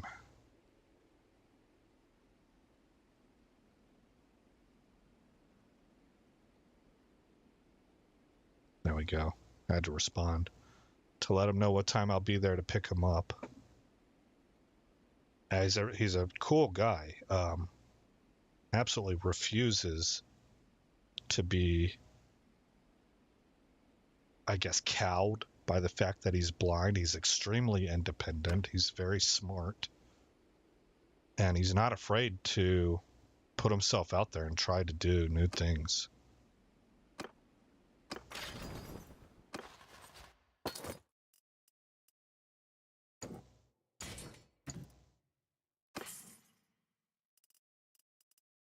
Yeah, I mean, he's a really good dude, man. And so I really like he's got the best blind jokes too. It's funny. But yeah, he's a regular guy, you know, and so I like people like that. And because of my beliefs, because I do believe that there's a heaven where those who are saved will go, and where we will get a restored body, right? A perfect body. Because I believe in that stuff, I'm really looking forward to whenever I'm going to be able to work on some kind of a project with my friend, because he's going to have his eyesight then. You know, it's just going to be cool to witness him experience eyesight again. He used to have eyesight. He lost his eyesight during the course of his life. So I don't necessarily know if that's tougher. That's probably subjective, but my belief, my experience in life is that if you've never experienced something, you might regret that you haven't experienced it, but you kind of don't know what you're missing. When you've had something and you lose it, in my experience, in the areas that I've experienced this in, that's harder to deal with. So I'm even more impressed with the absolute golden attitude that my friend has. He's a total champion, man. I'm really looking forward to being able to work with him in the afterlife when things are perfect.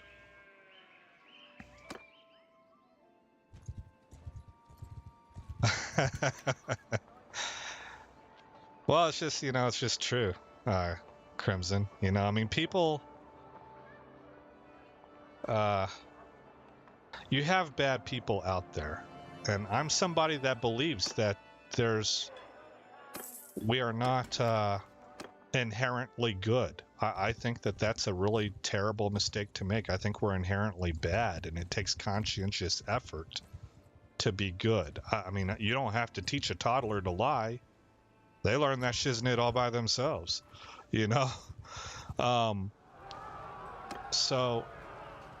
but you do have people out there who exhibit courage in different ways. You have different kinds of courage. I remember General Patton had this really famous thing. Reporters, if you don't know who he is, George Patton is one of the most famous World War II generals that America had. And he was known for being kind of, I'm going to use a phrase here, but he was really balls to the wall. He moved really fast. He was extremely aggressive. He took on fights that looked like that wasn't the kind of odds you were looking for, and he didn't just win. He absolutely annihilated his enemy, and part of it's because he moved so fast. So this guy was asked, because of his nature and temperament, by a reporter one time, how would you define courage? Because that's how he was like the personification of courage. And he said one of the best, man, I still use this to this day to explain to people about things. The way that he phrased it, I think, was so smart. He said everybody has fear.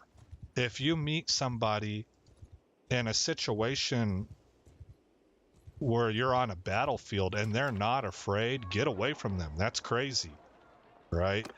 He said the definition of courage is not the absence of fear, because any normal human being, any sane person, is absolutely terrified when faced with the circumstances that we're faced with. So courage is not the absence of fear. Courage is the ability to withstand your fear and stay on the line long enough to fire one more bullet. That's guts. That's courage, And so I think you have, if you the people that you meet in your life, courage for a man who, let's say you have a friend who is a firefighter, and he goes into forests, he risks his life to build the fire breaks that you need, and then if the fire jumps the fire break and gets into the town, he's running into the houses and rescuing men, women, and children out of these burning homes. That's obvious. That's a kind of courage, right? But what if you have a girl who is, well, I don't want to be real graphic, but this just happens a lot. A female who has had traumatic experiences sexually from somebody when she was younger. And she spends some time overcoming that and then has the courage to try again with the date scene. That's, if a woman didn't, I wouldn't blame her. I'm not sitting there saying that she's a coward. But the woman who does, I can recognize that as being gutsy. That's courage, So my friend who has lost his eyesight has a ton of courage, and he has great character. So really looking forward to working with that guy on the other side of heaven, All right, send troops.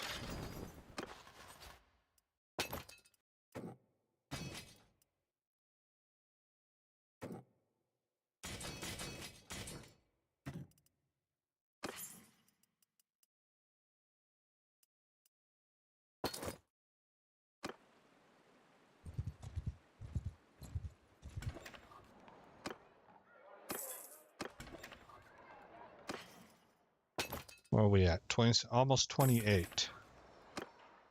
And we got more looters. Can I not see them? Oh, there we go. Back off, stranger. I don't believe you.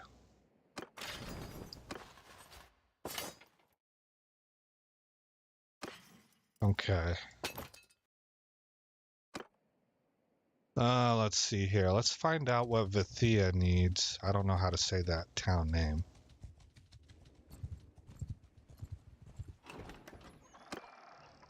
Need tools. I've got tools. Talk to him again.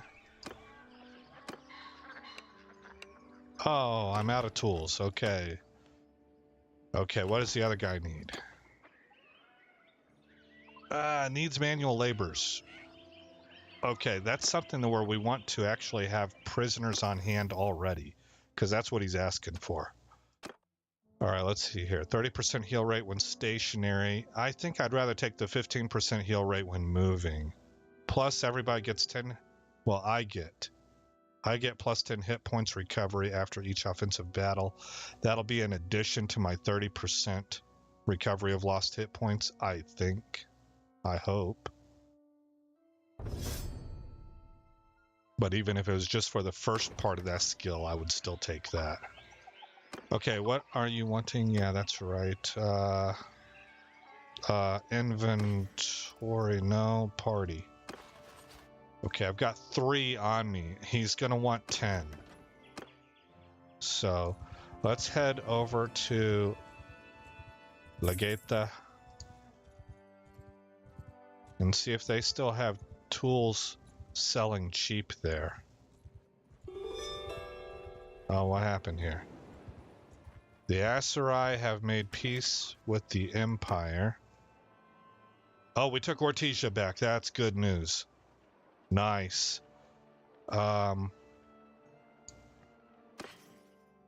Miscellaneous, sort by value, should find tools down here. There, yeah, 45. Look, we're gonna grab 10 of those. That's an outstanding price. We took Veron Castle back from Botania, I think. I don't think Valandia had Veron. They had Thractore, and we lost that to them in the peace deal. So I believe we took Veron Castle back from Botania. We were able to take Ortesia back from the Aserai, but they do have Garantor Castle. So that's going to affect us economically because Garantor has... Garantor is being fed with... This village provides salt, and this one provides horses. Cantarian chargers. And then those move over to Ortesia. So it affects the economy negatively to have lost this, but not nearly as badly as if we had lost Ortesia.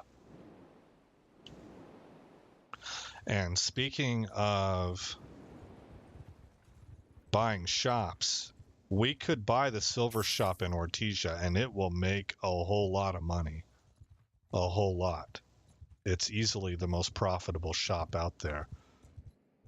The obvious risk is if we lose Ortesia, we lose the shop.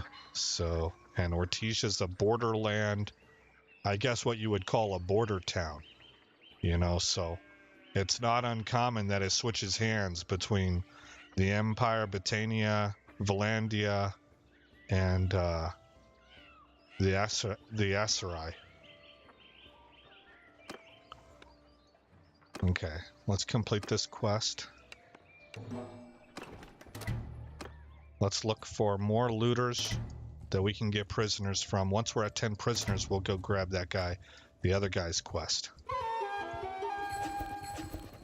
Oh, what just happened here? Okay, Ortesia was granted to Apis. I am not seeing looters. Money. Yeah, need 30k. I want to be at 30k before I buy a shop. So we're getting close.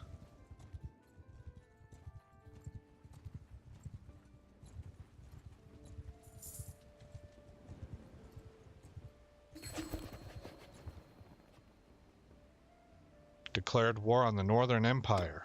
Okay. I would have expected us to take a break. We've been at war a lot. We need to probably replenish our troops. Ah, we're in a stronger position than they are. Okay. Sturgeon. How about this cult militia? Maybe I can take... let's say... Save temp.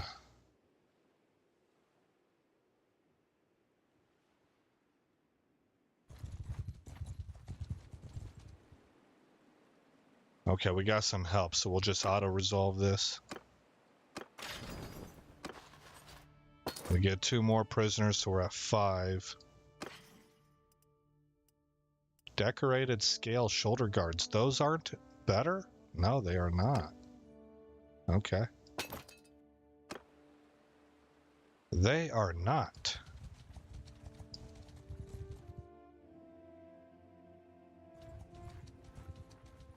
Let's hit these guys.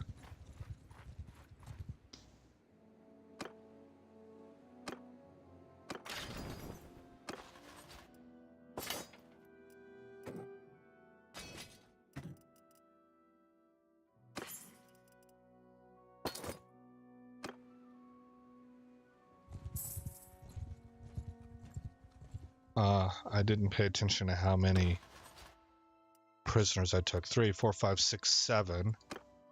We can maybe start working our way back. Whoops.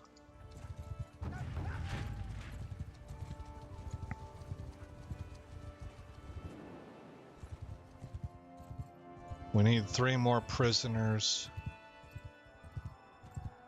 Mad uprising. Oh boy. Wow. Here's 5 cultists.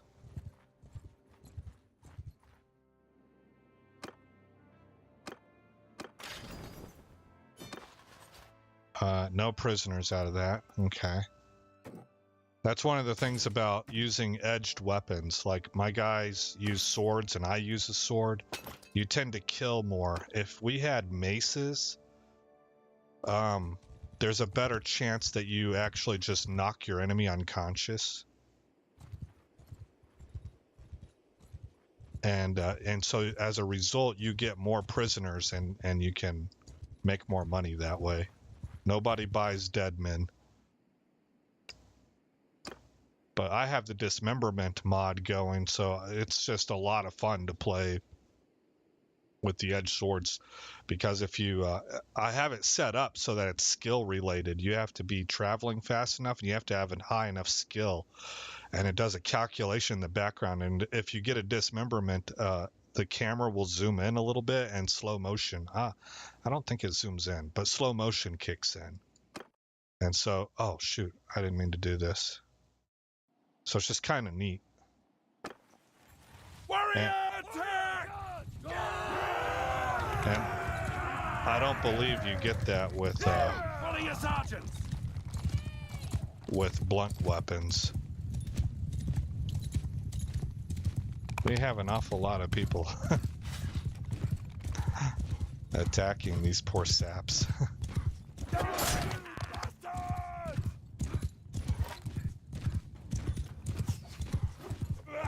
Split your skull. Will you? I mean, I admire your confidence, but you got a lot of evil swirling around you, man. There's a lot of malevolence out here.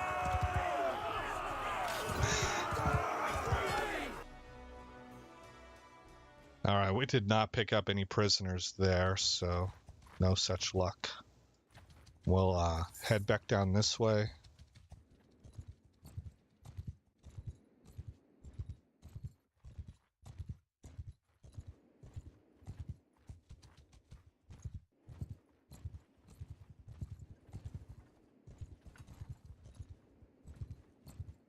Yeah, not seeing them. Maybe going up into areas I haven't really been patrolling around much, I'll find some more. How am I doing on food? I've got 67. Okay, more than good. Here's 9 archers. And we get 4. There we go. That's enough. Now, the thing with that quest is that you can give him more than 10. 10's just the minimum, and you'll get paid for all of them. We have a bear hood here, so we're now wearing a bear's head as a helmet.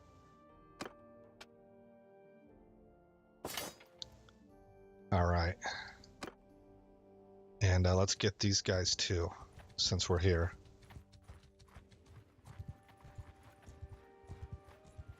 Mess with us.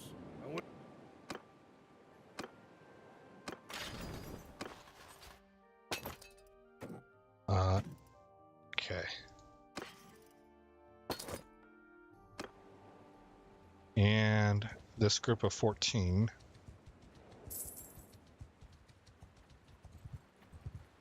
We're just harmless travelers. And 6 more. All right, good deal. Let's go ahead and head back now. I'm at 29K, and I have stuff to sell as well. I don't want to do that though, because there is the chance that I can go on autopilot kind of at any moment, and I'm in such a habit of selling prisoners back to the sheriff or whatever, that I could sell them all back, and then I'm out of my prisoners and I can't do this quest. So I'm going to do the quest first, and then we're going to go sell goods. Oi, sorry, now, I don't think I know you. The reason that I want to do this all in one fell swoop is because if we took the quest and then went away, what happens is you get an automatic scripted event where the town's villagers come to you. Because I guess the way this is actually happening is that this is basically, the game construes this as being slavery. And the town's villagers don't want you to do that. And I don't remember what the reason is. I don't know if it's a moral reason or if it's because this guy having free labor puts their markets at jeopardy. I can't remember. But anyway, they come to you and they ask you not to do this. And they're like kind of making a moral appeal to you, I think, one way or the other. And so if you tell them to buzz off, it upsets them. So if you do it all at once, they don't have an opportunity. That scripted event can't happen yet, I think. If this works the way I think it will. Prisoners, you want criminals or war captives?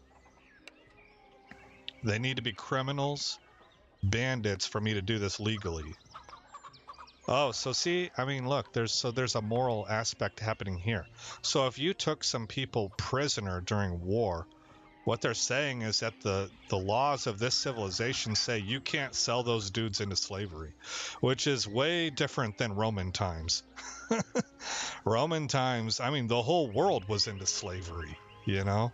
It was a major, everybody was doing that. That was a major way of how civilizations were built. So, let's go. I'll bring you at least 10 prisoners as soon as possible. Yeah, there it is. That's the scripted event. So let's just read it and see how they phrase this. Sir, a moment of your time. You're on a job for Senyen of Vithea, am I right? Look, our people are depending on those jobs. He doesn't need to pay us a living wage if he can do the work with prisoners. Please, break your agreement. You don't have to do this. So that's the conundrum you run into, right? So I'm going to say, hey, mind your own business, man. I'm just trying to make a living also. And we go and we talk and about the task. And yes, I brought you a few men. So we're going to give all of them 12, 13, 14, 15, 16, 17, 18 dudes. 18 cutthroats out there trying to steal and rob and pillage people on the highway. Here's all I've got. Let's settle up and finish this business. Okay. And I got 790 gold for that. And my charm has raised up to 42 also. So my relation increased with Sanyan, but I believe it would have showed that it decreased with the other guys. I'm not really sure. I'm at 14 with Sanyan, 8 with Dorian. That's the guy that approached me. And 3 with Escuron. So that's why I kind of don't tend to do that quest a whole lot, because you kind of win and lose. And look at this. I lost a trait. Boskoric has lost his merciful trait. Yeah, because it says that I don't care about humans, basically. Like, I'm just... Do I make out like a bandit by selling bandits? Yes, I do. Okay, the equation works out well for me. Let's do it. So it's kind of a roguish thing to do, scoundrel thing. So even whenever you complete the quest, you get a negative. So it's a positive and a negative. So I don't normally do that quest. Let's go here to Rote and ransom prisoners. Really? I had more prisoners? Okay, well, anyway. Those must have been war prisoners. I don't know. Trade. Sell all this stuff for 3,700. And that's going to put us at 33,000. Almost, let's just round up and say 34,000. So we're going to travel down to Assyria. I don't think I'm saying that right. What was this place called? Ortesia. And the way that we do this is we click trade and we mouse over this icon right here, and it'll tell us that the bound villages for this settlement are Apartus, Vanilla, and Garangolia, who provide grain, salt, and silver ore. And then the shops in the town are a wine press, a tannery, and a smithy. Now, I have an interest in the Western Empire producing as much money as possible, so I want these shops to match what is coming in. And right now, it doesn't. None of them do. Like, we're getting grain, so we should not have a wine press. We should have a brewery. Salt is not anything that would be used, so the tannery can stay. The salt does not translate to a produced good, is what I'm trying to say. And we have silver ore, so instead of having that smithy, we want to have a silversmith. So I'm going to buy the smithy, and I'm going to convert it. So we'll take a walk around town.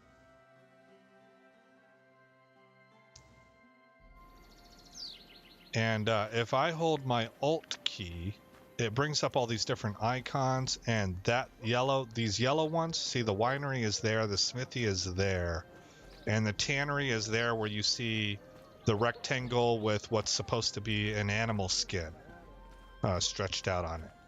So we want the smithy. That white anvil and iron, that's not... That is a blacksmith. We could go to him and have him make us a custom weapon if we wanted to. But when it comes to workshops, this yellow icon is the one that we're looking for.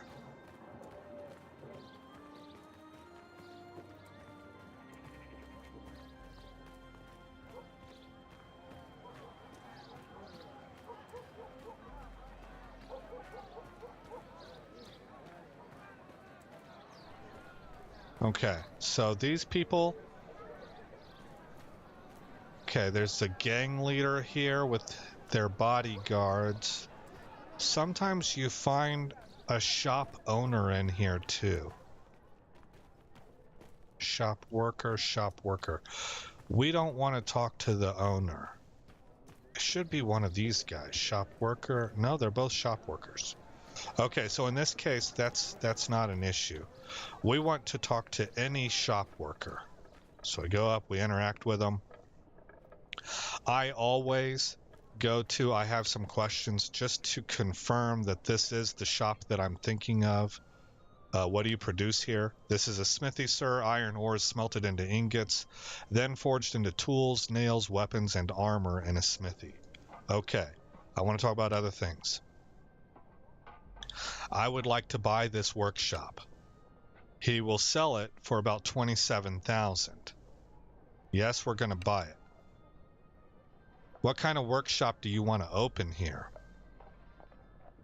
So there's options right here, and there's another page of options also that we could click this and see what they are, or you can keep it just as what it is. I don't want to change what we are producing go on like this.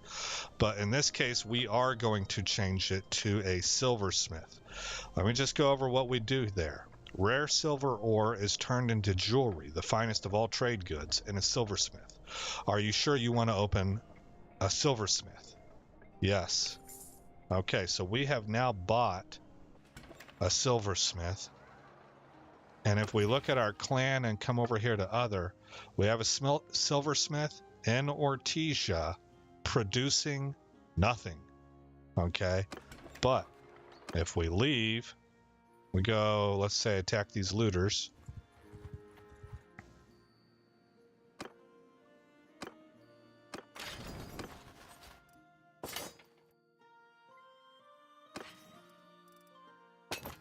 Grab all their stuff.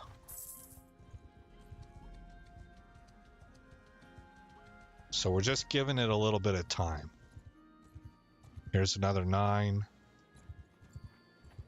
You best back off. There's I'm sorry, the dozens other more guys of were us cultists. just These waiting guys are for us. looters.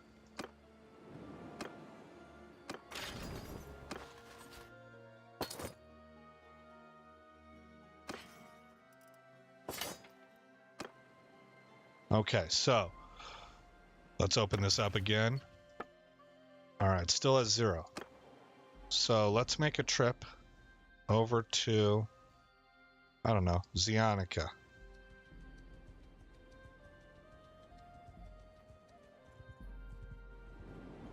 Looks like we're traveling at 6.4.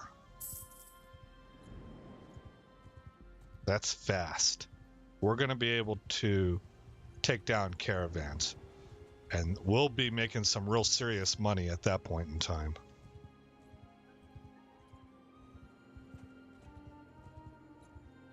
You can't take down just any caravan. They have to be caravans of people that you're at war with. Ransom prisoners and trade money. Or trade goods, I mean. All right, now we pop this open again. Okay, we're up to plus 59. This number, it'll go up and down, but here initially it should be climbing. But there's a whole bunch of factors that will affect what's going on, including how many bandits are around Ortesia, how much warfare is happening, because it has to do with caravans coming in to trade. This is kind of how the real world works too. This is why companies really prefer peace. Well, everything outside of the military-industrial complex. They tend to traders and merchants prefer peace, because if they're going to trade over here internationally, if there's a war going on, people are getting caught up in that. Even the innocent, a trading caravan, or in real world a shipping convoy, doesn't really happen anymore, because we pretty much, the whole world just attacks military targets. But it used to be that anything and everything could happen to anybody and everybody passing through a war zone. And so this game takes that kind of stuff into account. And these trade caravans get attacked. And especially if there's a war going on between, let's say, Valandia and Ortesia, we can attack each other's trade caravans at that point in time with our military parties. And all of that will affect income of workshops. So I think that's where I'm going to call it good. It's 2:30 right now. We're at 29 people. We should start making money. We now can see mercenary contract input and a workshop income input, and then what our main party wages are. I have room to buy one more shop, so I'll be saving up to buy another shop. That's going to be the next move. And I think once I have 2 shops going, that will be enough passive income in addition to my mercenary income, where I'm going to feel comfortable with plussing up to 50 troops, and then we can maybe start hunting caravans. Also, as we're achieving those goals, I think I want to try and get some points into trade. Maybe at least 1 point. Because this one right here, negative 15% price penalty while selling equipment. All of that gear that we've been selling, that's what this affects. The other option is for trade goods. So if I was doing a full trading run and I was buying grapes and coffee or whatever they have, liquor and all that stuff, and trading it amongst towns, I would want this one. But I'm not. I'm more of a warlord. And so I bring equipment and gear, armor and weapons, and by getting a 15% price penalty deduction, that really adds up a lot. So the next time I get a skill point, I will put 1 point into trade, and we'll probably try and do a little bit of trading in order to skill that up. I'll need to get to level 25 in order to take this.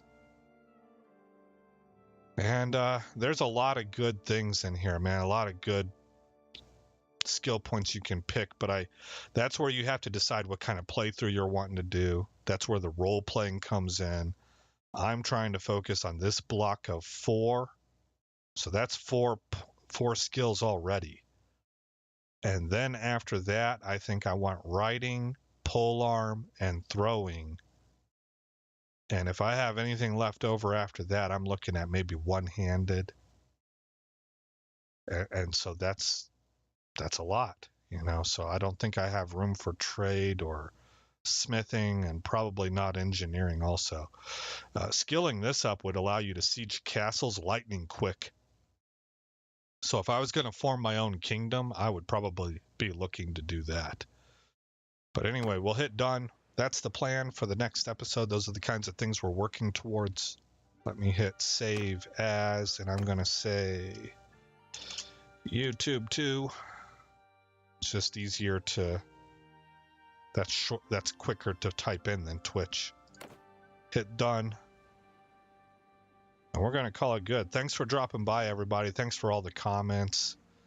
I'm not sure when I'll be back on Destiny 2, Crimson, because I do have small group tonight, but maybe tonight, at any rate, I guess what I'm trying to say is, I'll see you when I see you, basically, it'll be either today or tomorrow, I'm sure. And, hasta luego, everybody.